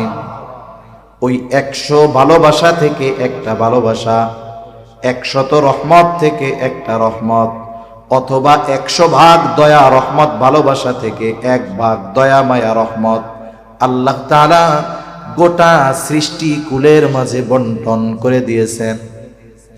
পৃথিবীর শুরু থেকে নিয়ে শেষ পর্যন্ত শুধু মানুষ না, যত মাখলুক ছিল, আছে, আসবে, সকলের মধ্যে আল্লাহ তাআলা 100 ভাগ থেকে কয় ভাগ বন্টন করে দিবেন? জোরে বলেন। ওই 1 ভাগ থেকে একটা অংশ আমার আপনার নবীকে আল্লাহ তাআলা দিয়েছেন। ওই 1 ভাগ থেকে গোটা দুনিয়ার সব মা বাবার মধ্যে দিয়েছেন। সেটা হোক মানুষ, সেটা হোক জিন, সেটা হোক জঙ্গলের হিংস্র প্রাণী। সকল হিংস্র প্রাণীর মধ্যেও সন্তানের জন্য মায়া আছে না নাই? আল্লাহ তাআলা সকলের মধ্যে দিয়েছেন। আমার আপনার নবীকেও ওই 1 ভাগ থেকে একটা অংশ আল্লাহ তাআলা দিয়েছে।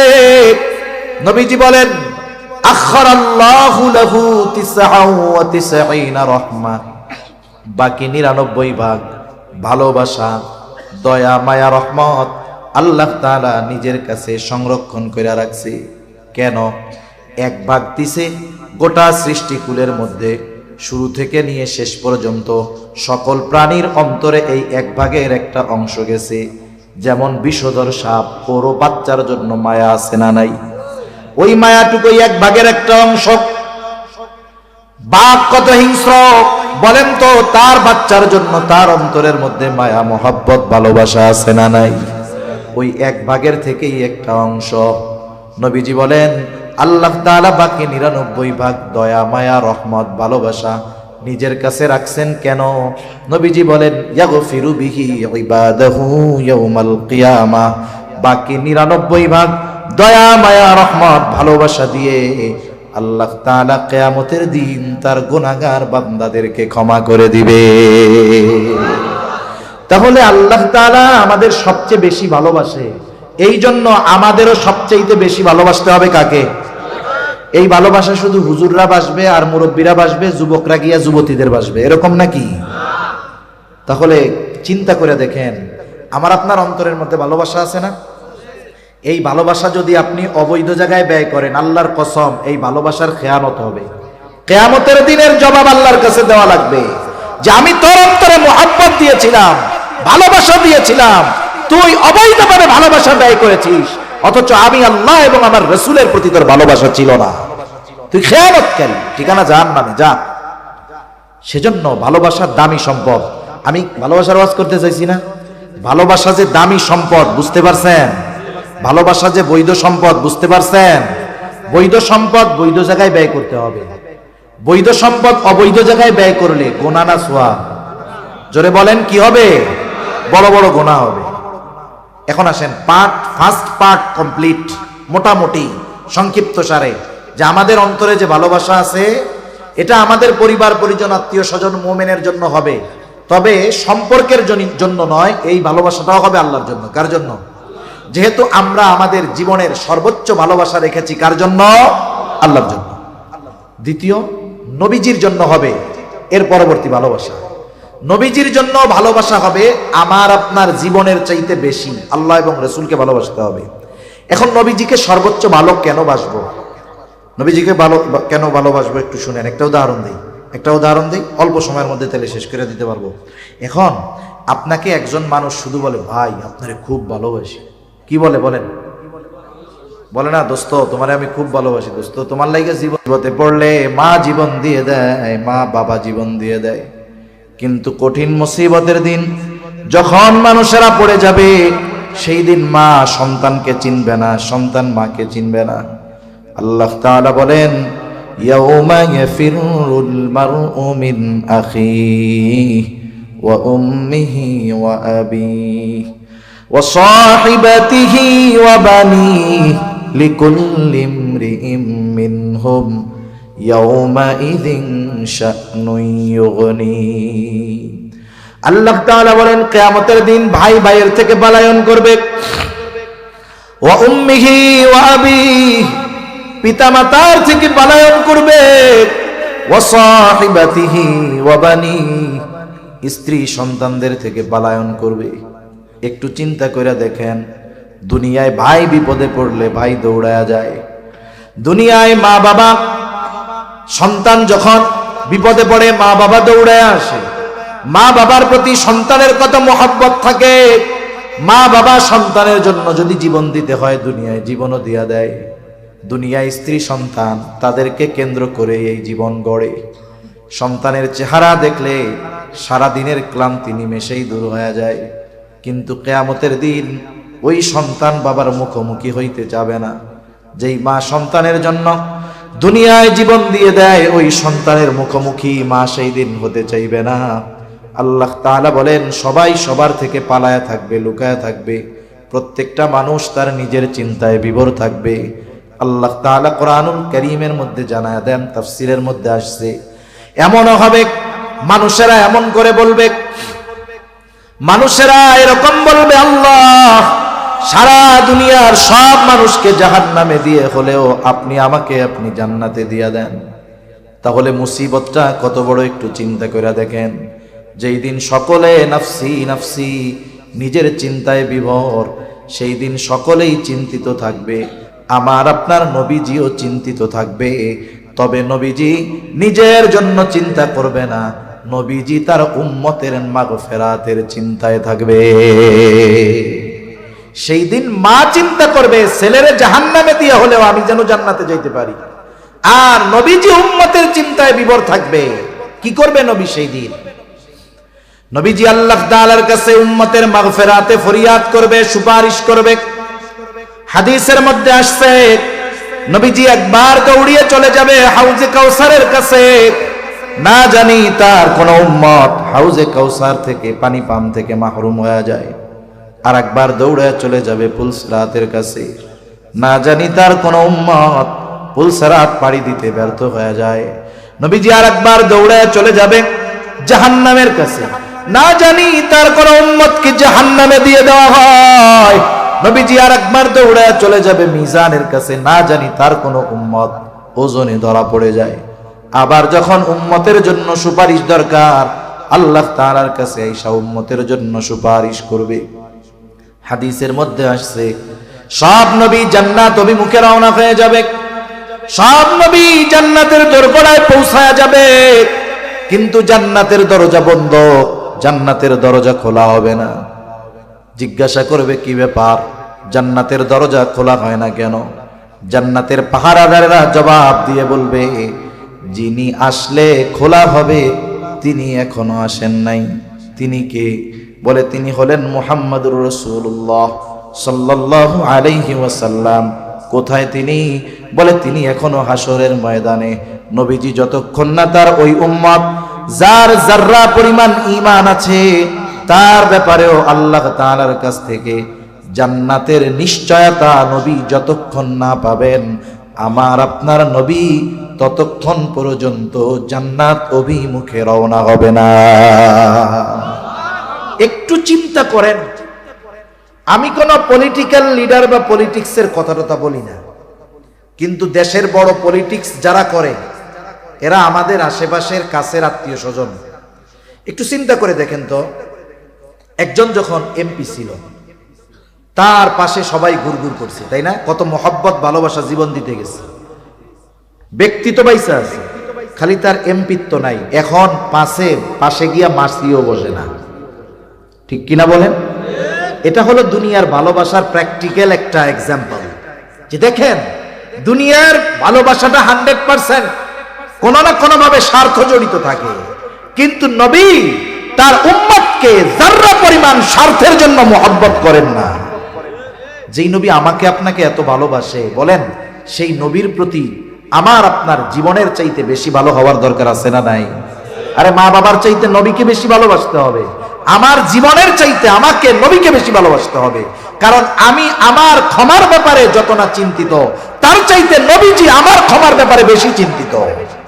তাহলে আমি আমাকে যতটুকু ভালোবাসি, তার চাইতে নবীজি আমাকে আপনাকে বেশি ভালোবাসে। তাহলে বলেন, এ ভালোবাসা কি ওই পায়খানার ট্যাঙ্কি নিয়ে ঘুরে বেড়ানো একটা মেয়ের জন্য হবে, নাকি নবীজির জন্য হবে? তাহলে ভালোবাসা কোথায় দিচ্ছি আমরা?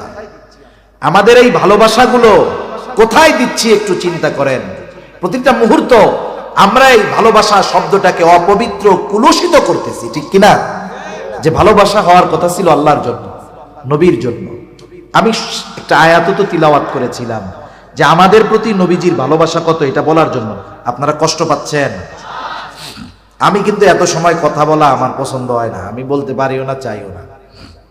কারণ কথা বেশি বললে তো আমারই কষ্ট হবে বেশি, আমার কষ্ট বেশি হবে না? কিন্তু এরপরে অনেক সময় অনেক মজলিসে মনে হয় যে শ্রোতা কম হলেও কিন্তু শ্রোতাদের আগ্রহ খেয়াল আছে অথবা বলার দরকার মনে হয়, এজন্য কিছু কিছু সময় একটু বেশি কথা বলি। নাইলে আমারও এখন কথা বললে বুক ব্যথায়। আর আমি তো ওই ধরনের ওয়াজ পারিও না। মনে করেন কিছু ঝাল মিষ্টি টক ওয়াজ বুঝেন তো? গান হবে, সঙ্গীত হবে। এক জায়গায় গেছি, তাফসিরুল কোরআন মাহফিল, এনারা তো ওয়াজ মাহফিল নাম দিছে, ঠিক আছে, তাফসিরুল কোরআন মাহফিল দিছে। আমার আগে একজন মুফাসসির তাফসির করতেছে। আমরা মুফাসসিরে কোরআন না, এই যে লেখছে বিশিষ্ট ইসলামী চিন্তাবিদ মুফাসসিরে কোরআন, এনাদের আমি মানা করছি কিনা আমার খেয়াল নাই, আমার দেখলে আমি এটা মানা করি, এই একটা বিষয়। আর একটা হলো পোস্টারের মধ্যে আমন্ত্রিত ওলামায়ে কেরাম মোটা তাজা না করা ভালো। ওনারা চিন্তা করছে হুজুর মনে হয় মোটা সোটা, এই জন্য হুজুরের নামটা একটু মোটা সোটা করে দিই। এই জন্য অন্যান্য হুজুররা একটু চিকুন চাকুন, এই জন্য অন্যান্য হুজুরদের একটু নাম চিকুন চাকুন করে দিচ্ছে, এটা ঠিক না। একটা পোস্টারের মধ্যে একটা ব্যক্তির শান, মান, মর্যাদা, অবস্থানের আলোকে নামের তারতিব হওয়া ভালো। মনে করেন এখানে একজন বড় একজন বুজুর্গ আলেম ছিলেন, এশার পর বয়ান করছে, জাউসার মাদ্রাসার মুহতামিম মুফতি জাহিদুল ইসলাম কাসেমি সাহেব, নামটা ছিল, উচিত ছিল হুজুরের নামটা উপরে দেওয়া। তাহলে এটা কি হইতো? সুন্দর এবং গ্রহণযোগ্য হইতো। সুন্দর এক জিনিস, গ্রহণযোগ্য আর এক জিনিস। কথা বুঝেন নাই? এজন্য আবার কর্তৃপক্ষ রাগ হইয়া আমারে হাদিয়া কম দিয়েন না। আলহামদুলিল্লাহ, এটা আমি কথার কথা বললাম, একটু মজা করলাম আর কি। এমনি উচিত মুরব্বীদের নাম আগে দেওয়া। কে কখন বয়ান করবে ওটা প্রয়োজনে সময় লিখে দেওয়া যেতে পারে, যে ওনার বয়ান এই সময়, এনার বয়ান এই সময়। এতে কি হবে? এতে মনে করেন ওনার নামটা নিচে দেখে আপনি মনে করেন না আমি খুশি হয়েছি, আমি তো লজ্জা পাইছি, আমার জন্য এটা লজ্জা লাগছে, বুঝেন নাই? এজন্য এই বিষয়গুলো আমরা একটু ভবিষ্যতে যারা মাহফিল করি একটু খেয়াল রাখবো ইনশাআল্লাহ। রাখা যাবে না? ওলামা ইকরামের সাথে একটু পরামর্শ করে, হুজুর কার নামটা কিভাবে দিলে এইভাবে একটু ভালো হয় একটু বইলা দেন। এটা তাহলে সুন্দর হবে, সাথে সাথে কি হবে বলেন? গ্রহণযোগ্য হবে। কি হবে? গ্রহণযোগ্য হবে। তার রাসূল আকরাম সাল্লাল্লাহু আলাইহি ওয়াসাল্লাম আমাদেরকে কত ভালোবাসেন এ ব্যাপারে একটা আয়াত তিলাওয়াত করছিলাম। আল্লাহ তাআলা কি বলতেছেন ওই আয়াতে বলবো? আল্লাহ তাআলা বলেন, লাকাদ জাআকুম রাসূলুম মিন আনফুসিকুম আজিজুন আলাইহি মা আনিতুম হারিসুন আলাইকুম বিল মুমিনিনা রাউফুর রহিম। আল্লাহ তাআলা বলেন, তোমাদের মধ্য থেকে তোমাদের জন্য এমন একজন রাসূলের আগমন হয়েছে, এমন একজন রাসূল এসেছেন, আজিজুন আলাইহি মা আনিতুম, তোমাদের জন্য যেটা কষ্টের সেটা তার জন্য কষ্টের। সহজ অর্থে বললে সমব্যথী। তার মানে আমরা যেটাতে কষ্ট পাই নবীজিও সেটাতে কষ্ট পায়। এখন প্রশ্ন হতে পারে, হুজুর আমরা কষ্ট পাইলে নবী কষ্ট পাবে কেন? কথা বুঝেন? আমি একটা উদাহরণ দেই, তাইলে বুঝতে সহজ হবে। মনে করেন অনেকের 2-3 বছরের ছেলে বাচ্চা আছে না? কার কার আছে? 2-3-4 বছরের বাচ্চা, এই যে কয়েকজন আছে আপনার, আর অন্যদের অনেকের ছিল কিন্তু বড় হয়ে গেছে, এখন তারাও কথাটা বুঝবেন। মনে করেন আপনার 2 বছরের 3 বছরের বাচ্চা, একটা ছোট বাচ্চা যখন সদ্য ভূমিষ্ঠ 5 মাস 3 মাস 4 মাস বয়স, সন্তান হিসাবে তার প্রতি মহব্বত থাকে কি থাকে না?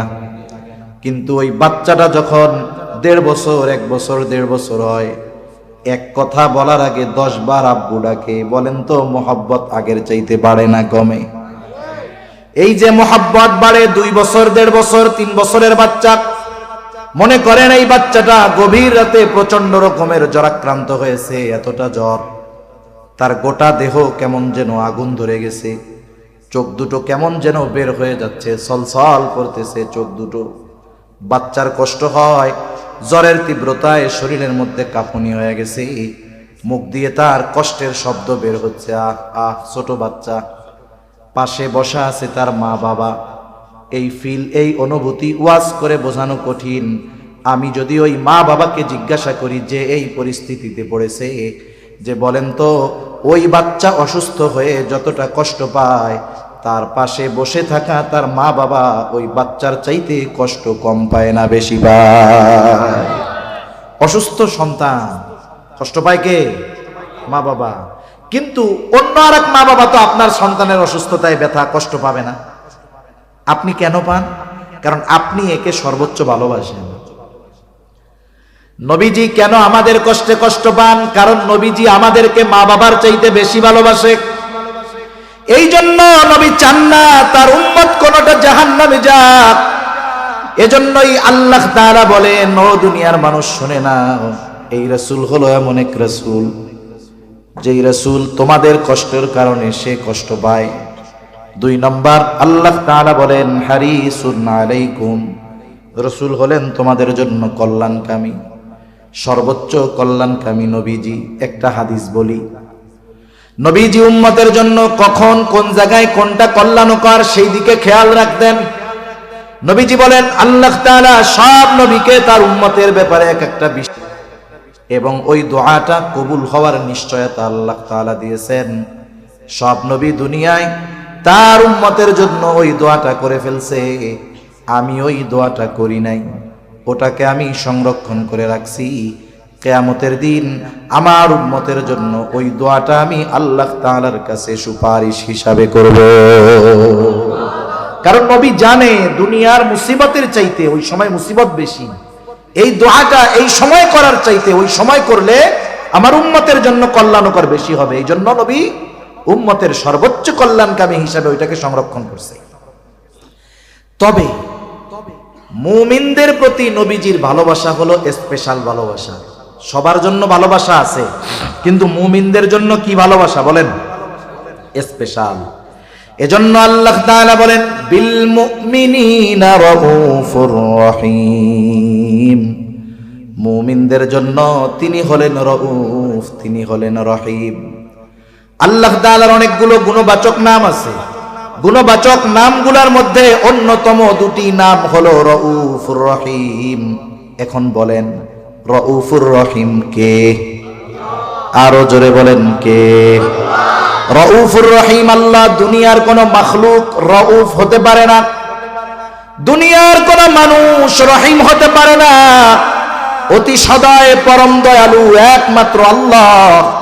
কিন্তু নবীজির উম্মতের প্রতি কেমন দয়া, কেমন মায়া, কেমন সদয়, কেমন ভালোবাসা, এটা আমাদেরকে বোঝানোর জন্য আল্লাহ তাআলা নিজের সাথের যেই শব্দ রাউফুর রহিম, ওই 2টি শব্দ নবীর শানে ব্যবহার করে বলতেছে, এই নবী হলো তার মুমিন উম্মতদের জন্য রাউফুর রহিম, অতি সদয় এবং পরম দয়ালু। নবীজি তার উম্মতের জন্য রাউফুর রহিম বলতেছে কে? আরে যার নাম সে যদি আরেকজনের শানে ব্যবহার করে এক্ষেত্রে তো আর শিরক হবে না, আমরা বলতে পারবো না। কিন্তু আল্লাহ বলতেছে এই নবী তার মুমিন উম্মতের জন্য রাউফুর রহিম তথা অতি সদয় পরম দয়ালু। কে? নবীজি। বলেন কে? তাহলে নবী আমাদের কত ভালোবাসে, এর চাইতে আর বোঝানোর কিছু আমার কাছে নাই। নবীজি যে আমাদের, নবী আমরা কত ভালোবাসি সেটা পরে রাখেন, নবীজি আমাদের কত ভালোবাসে এর চাইতে আমি আর কেমনে বুঝাবো, আমার আর যোগ্যতা নাই। আপনারা বুঝতে পারছেন? তাইলে এই পুত পবিত্র ভালোবাসা শব্দটাকে আমরা অপবিত্র বানায় ফেলতেছি, ঠিক না? যেহেতু আল্লাহ ভালোবাসে, আল্লাহকে ভালোবাসতে হবে। নবীজি আমাদের এইরকম ভালোবাসা বাসে। এখন আমরা যদি নবীজিকে ভালো না বাসি, তাইলে আমাদের মতো নালায়েক আর কেউ আসেনি। এখন নবীরে ভালোবাসতে হবে, কেমনে বাসবো? নবীজিও জানে উম্মত তার প্রতি আমার ভালোবাসার খবর যাই না, আমাকেও ভালোবাসতে চাইবে। কেমনে আমার উম্মত ভালোবাসবে? হাদিস বলছিলাম, নবীজি বলেন, উম্মত টেনশন কইরো না। আরে আবু বকর তো নবীকে সামনে পেয়েছে, এই জন্য নবীর কথায়, নবীর মহব্বতে বাড়ির সব সম্পদ না নবীর সামনে রাখছে। হযরতে তালহা নবীজিকে সামনে পেয়েছে, উহুদের ময়দানে শত্রুর অস্ত্রের আঘাতের সামনে নিজের বুকটাকে নবীর জন্য ঢাল বানায়া দিছে। আমরা তো নবীকে সামনে পাই নাই, কেমনে ভালোবাসবো? নবীজিও জানায়া দেন কেমনে ভালোবাসবা, শোনো। মান আহাব্বা সুন্নতি ফাকাদ আহাব্বানি ওয়া মান আহাব্বানি কানা মাই ফিল জান্নাহ। নবীজি বলেন, যে আমার সুন্নতকে অনুসরণ করলো, মোহাব্বত করলো, সে আমি নবীকে ভালোবাসলো। আর নবীকে যে ভালোবাসবে, নবী জানায় দেন নবীর সাথে সে জান্নাতে থাকবে। তাহলে নবীর সুন্নতকে মোহাব্বত করলে নবীকে ভালোবাসা হয়, ঠিক কিনা বলেন? নবীকে ভালোবাসলে নবীর সাথে জান্নাতে থাকা যায়। নবীর সাথে জান্নাতে থাকতে পারা এটা বড় সৌভাগ্যের ব্যাপার। আমরা আমাদের প্রিয়জনদের সাথে একটু সময় কাটানোর কত চেষ্টা করি, কিন্তু নবীর সাথে থাকতে পারা এটা কত সৌভাগ্যের ব্যাপার। নবীজির মুখে যখন হযরত আনাস রাদিয়াল্লাহু তাআলা আনহু শুনলেন, লম্বা হাদিস, নবীজির মুখে শুনলেন, নবীজি বললেন, আল মারউ মাআ মান আহাব্বা, যে যাকে ভালোবাসে তার সাথে অবস্থান করবে, এটা শুনছে। হযরত আনাস রাদিয়াল্লাহু তাআলা আনহু বলেন, নবীর সাথে জান্নাতে থাকতে পারবো, এই কথাটা শুনে আমরা তথা সাহাবায়ে কেরাম এতটা খুশি হয়েছে যে ইসলাম আসার পরে আর কোনো কথার দ্বারা আমরা এতটা খুশি হই না। তাহলে নবীর সাথে থাকতে পারা এটা কত বড় সৌভাগ্যের ব্যাপার। এখন নবীর সাথে যদি থাকতে হয়, তাহলে তো আমাদেরকে আগে জান্নাতে যাওয়া লাগবে। জান্নাতে গেলেই না সুযোগ আছে, ঠিক না? এখন জান্নাতে যাইতে চাই কারা কারা? হাত উঁচা করি। নারায়ে তাকবীর, নারায়ে তাকবীর, নারায়ে তাকবীর। জান্নাতে যদি যেতে চাই, নবীজি বলেন, কুল্লু উম্মতি ইয়াদখুলুনাল জান্নাতা ইল্লা মান আবা। নবী বলেন, আমার সব উম্মত জান্নাতে প্রবেশ করবে, আবা উম্মত ছাড়া। জিজ্ঞাসা করা হলো, ইয়া রাসূলুল্লাহ, আবা উম্মত কারা? নবীজি বলেন, মান আতাআনি দাখালাল জান্নাহ ওয়া মান আসানি ফাকাদ আবা। নবীজি বলেন, যারা আমার আনুগত্য করলো তথা আমার সুন্নাত অনুসরণ করলো, এরা জান্নাতে যাবে। আর যারা আমার অনুসরণ করলো না, আনুগত্য করলো না, সুন্নাত মানলো না, নবীজি বলেন এরা আবা উম্মত, এরা জাহান্নামে যাবে। এই দুই হাদিসের সংমিশ্রণ করলে, এই দুই হাদিসের সার নির্যাস হলো, নবীকে যারা, নবীর সুন্নতকে যারা মুহাব্বতের সাথে অনুসরণ করবে, ওই মানুষগুলো জান্নাতে যাবে এবং নবীর সাথে তারা থাকবে। এই নিয়ামত, এই বরকত আমরা সকলে অর্জন করতে চাই কি চাই না?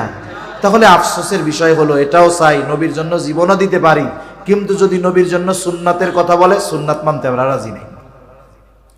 আপনি যদি নবীর জন্য জীবন দিতে পারেন, তাহলে নবীর জন্য দাড়ি রাখতে সমস্যা কোথায়? আপনি যদি নবীর জন্য জীবন দিতে পারেন, তাহলে নবীর জন্য লম্বা জামা গায়ে দিতে অসুবিধা কোথায়? তার মানে বোঝা গেল, আমরা নবীকে যে ভালোবাসার কথা বলি, এটা আসলে ফেক ভালোবাসা। ফেক ভালোবাসা তো ছিলেন, ফেক আইডি ছিলেন না, দামি ভালোবাসা, ফেক ভালোবাসা। এই ভালোবাসার দাম আছে? জোরে বলেন না, আছে। এখন অনেকে কইব, হুজুর আপনাদের কাছে কি আর সুন্নাত টুন্নাত নেই, খালি দাড়ির কথা বলেন। দাড়ি হলো এমন এক সুন্নত, যেই সুন্নাত অন্যান্য অনেক সুন্নাত পালনে সহায়ক হয়। দাড়ি হলো এমন সুন্নত যেটা মানুষকে গুনার থেকে বাঁচায়, ঠিক কিনা করেন? আচ্ছা, মনে করেন একজন লোক এলাকায় আসছে, দাড়ি দড়ি কিচ্ছু, আমি কোনো দাড়ি যার নাই তারে ছোট করতেছি না, আমরা দোয়া করি আল্লাহ তাআলা প্রত্যেকটা মুমিনের মুখকে নবীর সুন্নাত দাড়ির দ্বারা ভরপুর করে দেন। সকলে বলি আমিন। অনেক সময় হতে পারে, এমনটাও হতে পারে, একজন দাড়িওয়ালা মানুষের আল্লাহর প্রতি যেই ভয়, তার চাইতে দাড়িবিহীন লোকটার অন্তরে আরো বেশি ভয় থাকতে পারে কি পারে না? তাহলে আমরা আফসোস করি কেন? যেই লোকটার আল্লাহর প্রতি এত মোহাব্বত, এত ভালোবাসা, এই লোকটার সুন্নাত মানতে অসুবিধা কোথায়? এই জন্য তার জন্য আফসোস করি। দাড়িবিহীন লোককে ঘৃণা করি না, তাদের জন্য আমরা আফসোস করি। কি করি বলেন না? আফসোস কেন? কার জন্য করেন? যার প্রতি মোহাব্বত আছে তার জন্য, ঠিক কিনা? সেজন্য কোনো দাড়ি যার নাই, তাকে কোনো সময় আমরা টিটকারি করে খোঁচা দিয়ে কথা বলবো না। যা বলার আমি বলি, আপনারা কিছু বলবেন না, দোয়া করবেন, বুঝাবেন। এখন দাড়ির কথা কেন বলি? এক নাম্বার, দাড়ি অনেক সুন্নত পালনে সহায়ক হয়। একজনের মনে করেন দাড়ি নাই, সে দাড়ি রাখে নাই, এখন পরের দিন সকালবেলায় সে বাজারে লম্বা জুব্বা পাগড়ি লাগায়া তসবি লাগায়া সুন্দর মতো পীর সাহেবের মতো গেছে। যারা ওনারে চিনি অধিকাংশ কেউ দেখ দেখ কি বড় বাটপার, দেখছস সিটিং বাস, কি দাড়ি দুড়ি নাই, পীর সাহেব সাজছে। খোসা কথা বলবে কি বলবে না? এখন দেখেন, কিন্তু দাড়িওয়ালা যদি ওই পোশাকটা পরে যায়, মানুষে তিরস্কারও করবে না, খোসাও মারবে না, কারণ পোশাকের সাথে সুরাতের সাথে একটা অ্যাডজাস্টমেন্ট আছে, ঠিক কিনা বলেন? এই যে দেখেন, আপনি লম্বা জামা গায়ে দিতে এখন আপনার ঝামেলা মনে হয়, কিন্তু দাড়ি যখন রাখবেন না, এটা গায়ে দিতে আর ঝামেলা মনে হবে না। এরকম অনেক সুন্নাত আছে, এক দাড়ির জন্য সহজ হয়ে যায়।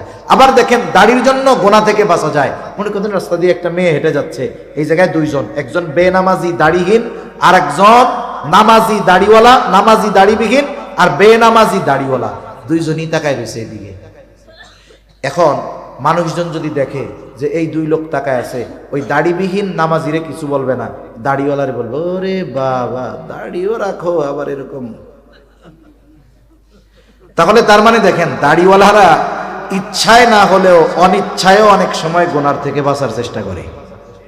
এটা দাড়ির একটা আজমত। কেন দাড়ি রাখেন না? অনেকে বলে দাড়ি রাখলে চাচা বলবে, আরে বলুক না চাচা, অসুবিধা কি? দুনিয়ায় যদি দাড়ি রাখার কারণে কেউ আপনারে তিরস্কার করে, এই তিরস্কৃত হইলেন দুনিয়ার কারো জন্য নয়, তো নবীর সুন্নাতের জন্য হইছেন, ঠিক কিনা বলেন? আরে আপনি যদি কোনো বড় নেতার জন্য মানুষের কথা শুনেন, মায়ের খান, নেতার কানে যদি খবর যায় যে ভাই এই যে অমুকে আপনার পক্ষে স্লোগান দেওয়ার কারণে এই মায়ের দিছে, এই দিছে, ওই নেতা আপনার টাইনা নিয়ে সবার সাথে সামনে হাত উঁচা করবে, দেখে ওই যে আমার একজন নিবেদিত কর্মী, আমার একজন একনিষ্ঠ ভক্ত, দুনিয়ার একজন নেতা যদি তার পক্ষে বলার কারণে তিরস্কৃত হয়, সে যদি মোহাব্বত করে কাছে নেয়, তাইলে মুহাম্মাদুর রাসূলুল্লাহর সুন্নাত অনুসরণ করতে গিয়ে যদি দুনিয়ার মানুষের কথা শুনতে হয়, মুহাম্মাদুর রাসূলুল্লাহ এই মুহাব্বতের প্রতিদান আল্লাহ তাআলার কাছ থেকে নিয়ে দিবেন কি দিবেন না? নবীজির জন্য কথা শুনলে ওই তিরস্কার হবে পুরস্কার। অনেকে বলে হুজুর দাড়ি রাখবো কয়দিন পরে, কোন সময়? বিয়ে শাদী করে লই। তুমি বিয়ে শাদী, দাড়িতে কি বিয়ে শাদী ঠেকে থাকে নাকি? এই হুজুরকে জিজ্ঞাসা করেন তো, একজনে কি দাড়ির জন্য, বিয়ের জন্য দাড়ি দুড়ি ফালানো লাগছে নাকি? একজনের তো লাগে নাই, তাহলে কেন দাড়িতে বিয়ে তো ঠেকে না? বলে হুজুর দাড়িওয়ালা ছেলে মেয়েরা পছন্দ করে না, বলে মেয়ে দাড়িওয়ালা ছেলে পছন্দ করে না। আমি বলি যেই মেয়ে দাড়িওয়ালা বা দাড়ি পছন্দ করে না, সে কখনোই ভালো মেয়ে হতে পারে না, ঠিক কিনা বলেন? যে নবীকে, নবীর সুন্নাতকে অপছন্দ করে, সে ভালো হয় কেমনে? আপনি হয়তো ওর বংশ, ওই আখেরাতে কি হবে জানি না, কিন্তু ওই মেয়ের বদৌলতে দুনিয়ায় আশা করি ছোট জাহান্নাম দেখতে পারবেন, ঠিক কিনা বলেন? পারিবারিক অশান্তির আরেক নাম হলো ছোট জাহান্নাম, মনে রাখবেন। পারিবারিক অশান্তির আরেক নাম কি? ছোট জাহান্নাম। আরেকজনরে আনছেন, টাকা পয়সা নাই, গরিবের মেয়ে, চেহারা অনেক সুন্দর না, কিন্তু দিনদার। হয়তো এই মেয়েটা বংশীয় না, সুন্দর না, টাকা পয়সা অনেক নাই। বিবাহের আগের ভালোবাসা মানে বিফোর ম্যারেজ আর আফটার ম্যারেজ ভালোবাসার মধ্যে তফাৎ আছে। আপনি দুনিয়াতে যত মেয়ের বিবাহ বিচ্ছেদ দেখবেন, দুই বাচ্চা বিবাহ বিচ্ছেদ হয়ে গেছে, অধিকাংশ মেয়ের চেহারা দেখবেন সুন্দর। কালো মেয়েদের বিবাহ বিচ্ছেদ শতকরা একটা হয় কিনা সন্দেহ আছে। কালো মেয়েদের বিবাহ বিচ্ছেদ ক্যারেক্টার জনিত, চরিত্র জনিত কারণে খুব কম হয়। কিন্তু এই যে বিবাহ বিচ্ছেদ গুলো হয়, দুই বাচ্চারা আর একজনের সাথে চলে গেছে, বিবাহ বিচ্ছেদ করছে, খোঁজ নিয়ে দেখেন অধিকাংশের চেহারা সুন্দর। আমি বললাম ভুল না মিথ্যা? যদি এইটাই হইতো, তাইলে সুন্দরী যারা, এই চিত্রনায়িকারা নাকি সুন্দরী, ওদের এক একজনের বিবাহ হয়, কারো হাফ ডজন, কারো 1 ডজন, কারো 1 হালি বিয়ে হয়, কোটি টাকার কাবিন হয়, ওই বেলুনের মতো বিশাল আয়োজন করে বিবাহ হয়। ফুটুস করে একদিন দেখি যে এদের মধ্যে বলে বিবাহ শাদী আর নাই। তাহলে আফটার ম্যারেজ আর বিফোর ম্যারেজ ভালোবাসার মধ্যে তফাৎ আছে। বিফোর ম্যারেজ মানে বিবাহের পূর্বের ভালোবাসাতে প্রায়োরিটি পায় চেহারা, টাকা পয়সা, বংশ। কিন্তু আফটার ম্যারেজ স্বামী স্ত্রীর এই ভালোবাসার মধ্যে প্রাধান্য পায় আখলাক, চরিত্র, দিনদারিতা, ঠিক কিনা বলেন? তাহলে যেটা আমার জীবনের প্রয়োজন সেটা আগের থেকে ধরে নিলে সমস্যা কোথায়? এজন্য যারা বলে যে দাড়ি রাখলে সুন্দর ভালো মেয়েরা পছন্দ করবে না, আমি বলি যেই মেয়ে দাড়ি পছন্দ করে না, ওই মেয়ে কশ্চিনকালে ভালো হতে পারে না। সর্বশেষ একটা কথা বলি, এ দুনিয়া থেকে আমরা কেউ থাকতে পারবো? আমাদের পূর্বপুরুষ কেউ থাকতে পারে নাই। আপনাদের মাইকেও মাঝে মধ্যে মানুষ মারা গেলে এলান করে না, অমুকে ইন্তেকাল করছে। এখন তো আমরা ওই এলান শুনতেছি, একদিন আমার আপনার এলান এরকম করবে নাকি? 2-4 জন আছেন না, হুজুর আমি অমৃত সুধা পান করেছি, আমার কোনো অসুবিধা নেই, আমি আবে হায়াত খাইছি। এরকম কেউ আছে দুনিয়ায়? কেউ থাকতে পারবে না। আমি শুধু একটা চিন্তা আপনাদের মাথায় ঢুকায় দিতে চাই, একটু চিন্তা করেন। আমার আপনার যখন মরণ হবে, আমি মরি আর আপনি মরেন, যেহেতু লেভেলে আছে মুসলমান, পরিচয়টা মুসলমান, আমাকে আপনাকে সুন্দরভাবে গোসল দিয়ে কাফন পরিয়ে লাশের খাটিয়ায় উঠায়া জানাজার ময়দানে নিয়ে যাওয়া হবে, জানাজা হবে।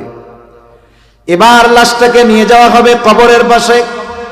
কবরের মধ্যে 2 জন ব্যক্তি নামবে, উপর থেকে 2 জন আমার আপনার দেহটাকে ধরায় দিবে, নিথর দেহ। এই যে যখন কবরস্থ করা হয় লাশ, এই সময় একটা দোয়া পড়া হয়, বিসমিল্লাহি ওয়া আলা মিল্লাতি রাসূলিল্লাহ। এই দোয়া একদিন এখন আমরা হয়তো পড়ি, এক সময় আমাদের ব্যাপারে পড়বে। কি বলা হয় এই দোয়ার মধ্যে? একটু দিলের কান দিয়া শুনেন শেষ কথা। কি বলা হয়? মূলত বলা হয় এই কথা, আল্লাহ, আপনার নামে এমন একজন মানুষকে এখন কবরস্থ করিতেছি আল্লাহ, যার গোটা হায়াত সুন্নাতের উপরে অতিবাহিত হয়েছে। যখন সে মারা গেছে সুন্নাতের উপরে ছিল, যখন তাকে কবরস্থ করতেছি এখনো সুন্নাতের উপরেই আছে। এমন এক ব্যক্তিকে আপনার নামে এখন কবরে রাইখা দিতেছি, এই কথাটাই মূলত বলা হয়। কষ্ট নিয়েন না, আমি শুধু এতটুকু কথা বলি, আমরা কে কোন সময় মারা যাব বলা যায় না।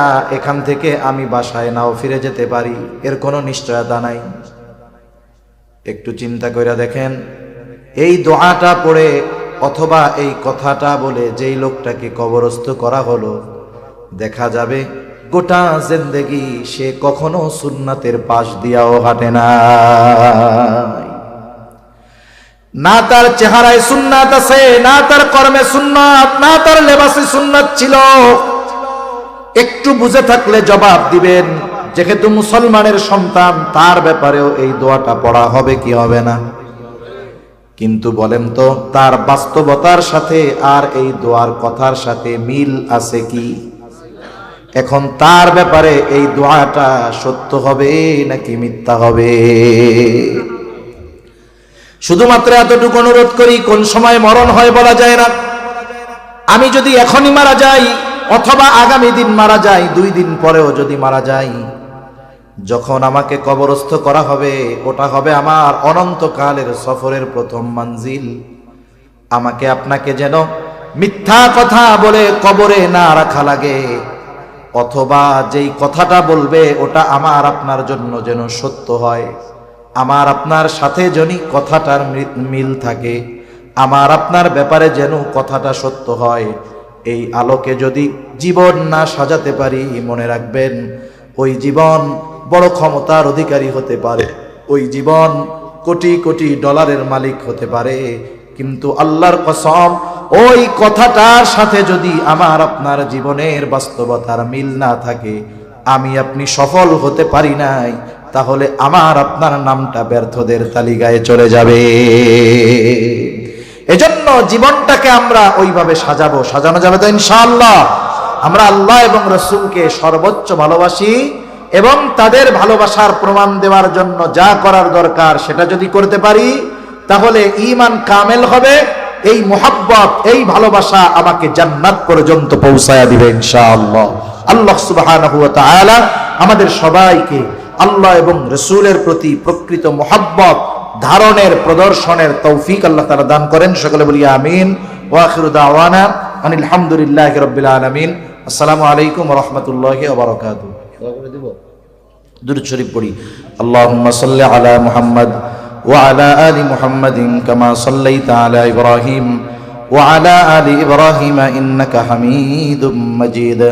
اللهم بارك على محمد وعلى آل محمد كما باركت على إبراهيم وعلى آل إبراهيم إنك حميد مجيد.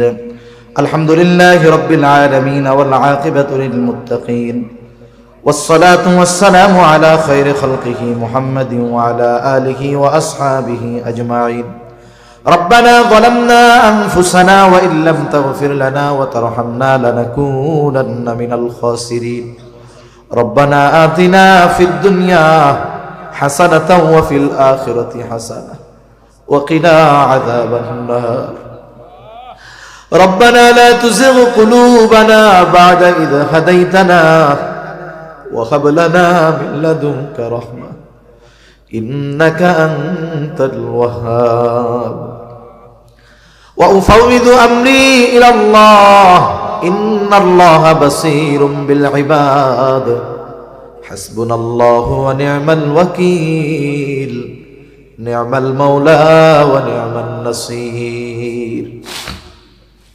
اللهم حاسبنا حسابا يسيرا اللهم حاسبنا حسابا يسيرا اللهم إنك عفو كريم تحب العفو فاعف عنا ওগদয়ময় আল্লাহ গভীর রাত পর্যন্ত দিনই আলোচনা করার পরে গুনাহ মাখা হাত আমরা তুলে ধরেছি আল্লাহ রাত যত গভীর হয় দুনিয়ার মানুষের দরজাগুলো বন্ধ হয়ে যায় আর রাত যত গভীর হয় আপনার রহমতের দুয়ার তত উন্মোচিত হয় আয় আল্লাহ আমরা গুনাহগার আপনি গফফার আমরা গুনাহ করতে ভালোবাসি আল্লাহ আপনি ক্ষমা করতে ভালোবাসি আয় আল্লাহ আপনি আপনার গফুর গফফার রহিম রহমান নামের ওসিলায় যে যেখান থেকে হাত উঁচু করেছে আল্লাহ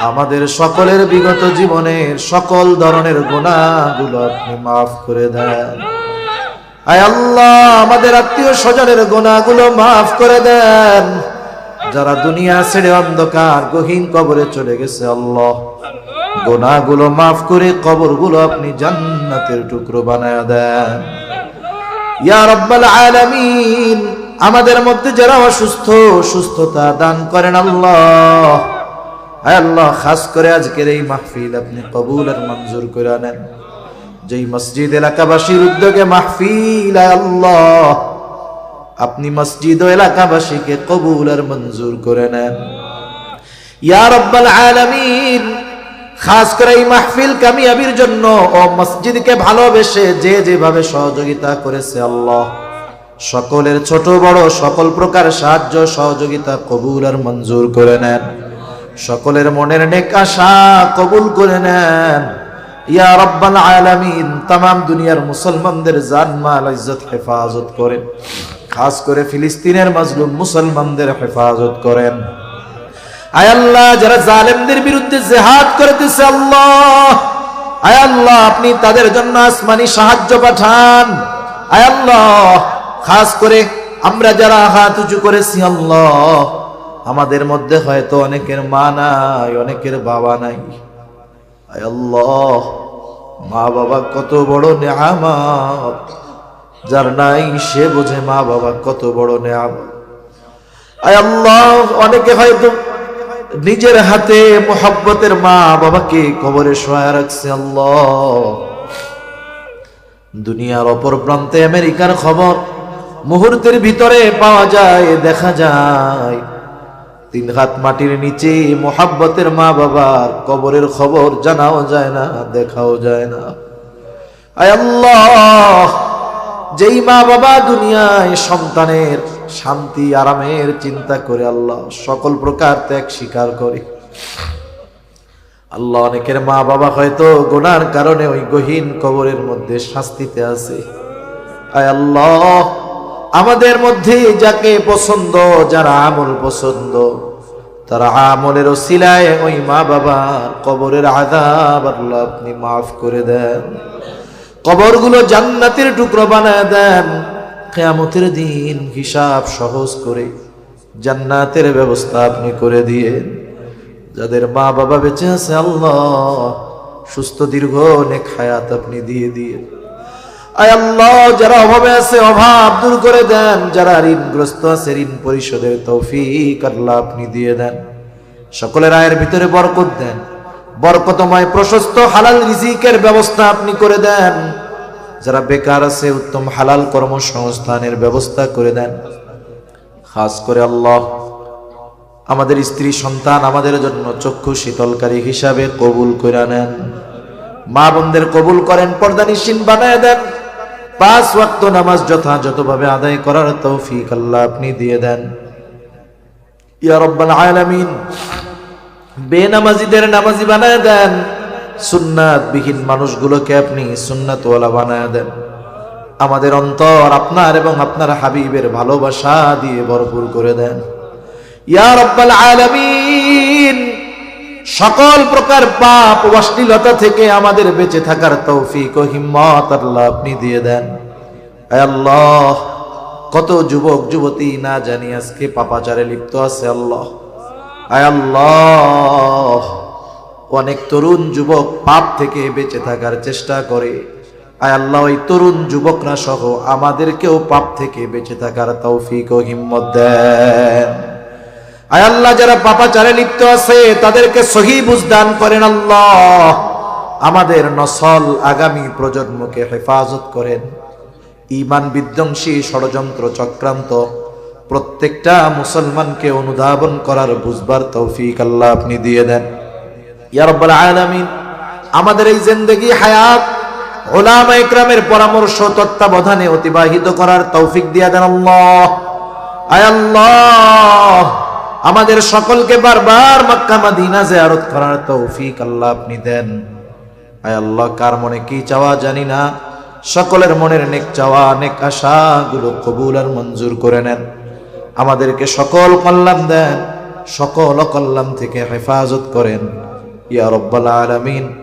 সর্বোপরি শেষ চাওয়া আজকের মতো, আয় আল্লাহ, মালাকুল মউত কোন সময় মৃত্যুর পয়গাম নিয়ে হাজির হয় বলা যায় না ইয়া রাব্বাল আলামিন। জানি না, হতে পারে আমাদের মধ্যে কারো নামটা হয়তোবা আসমানি দপ্তরে মৃত বলে লেখা হয়ে গেছে, হয়তোবা কারো কাফনের কাপড় বাজারের কাপড়ের দোকানে চলে আসছে আল্লাহ, হয়তোবা কারো কবরের চাটাইটা চাটাইয়ের দোকানে চলে আসছে, হয়তোবা কারো কবরের বাসটা ঝাড়ের মধ্যে পেকে গেছে আল্লাহ।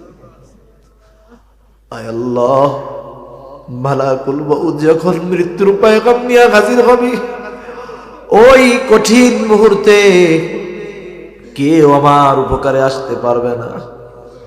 আল্লাহ, ওই কঠিন মুসিবতের সময় আপনি আপনার গুনাহগার বান্দাদের ভুলে যায়েন না।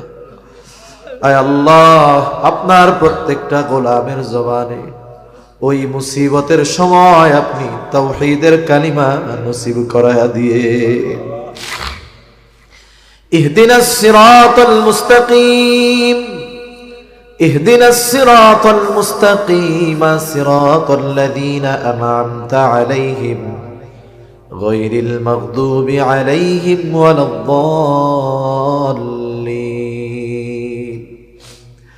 রব্বি ইজআলনি মুকিমাস সালাতি ওয়া মিন যুররিয়্যতি রব্বানা ওয়া তাকাব্বাল দুআ। ربنا اغفر لي ولوالدي وللمؤمنين يوم يقوم الحساب. ربنا هب لنا من أزواجنا وذرياتنا قرة أعين وجعلنا للمتقين إماما. رب ارحمهما كما ربياني صغيرا. رب ارحمهما كما ربياني صغيرا. وصلى الله تعالى على خير خلقه محمد وعلى آله وأصحابه أجمعين.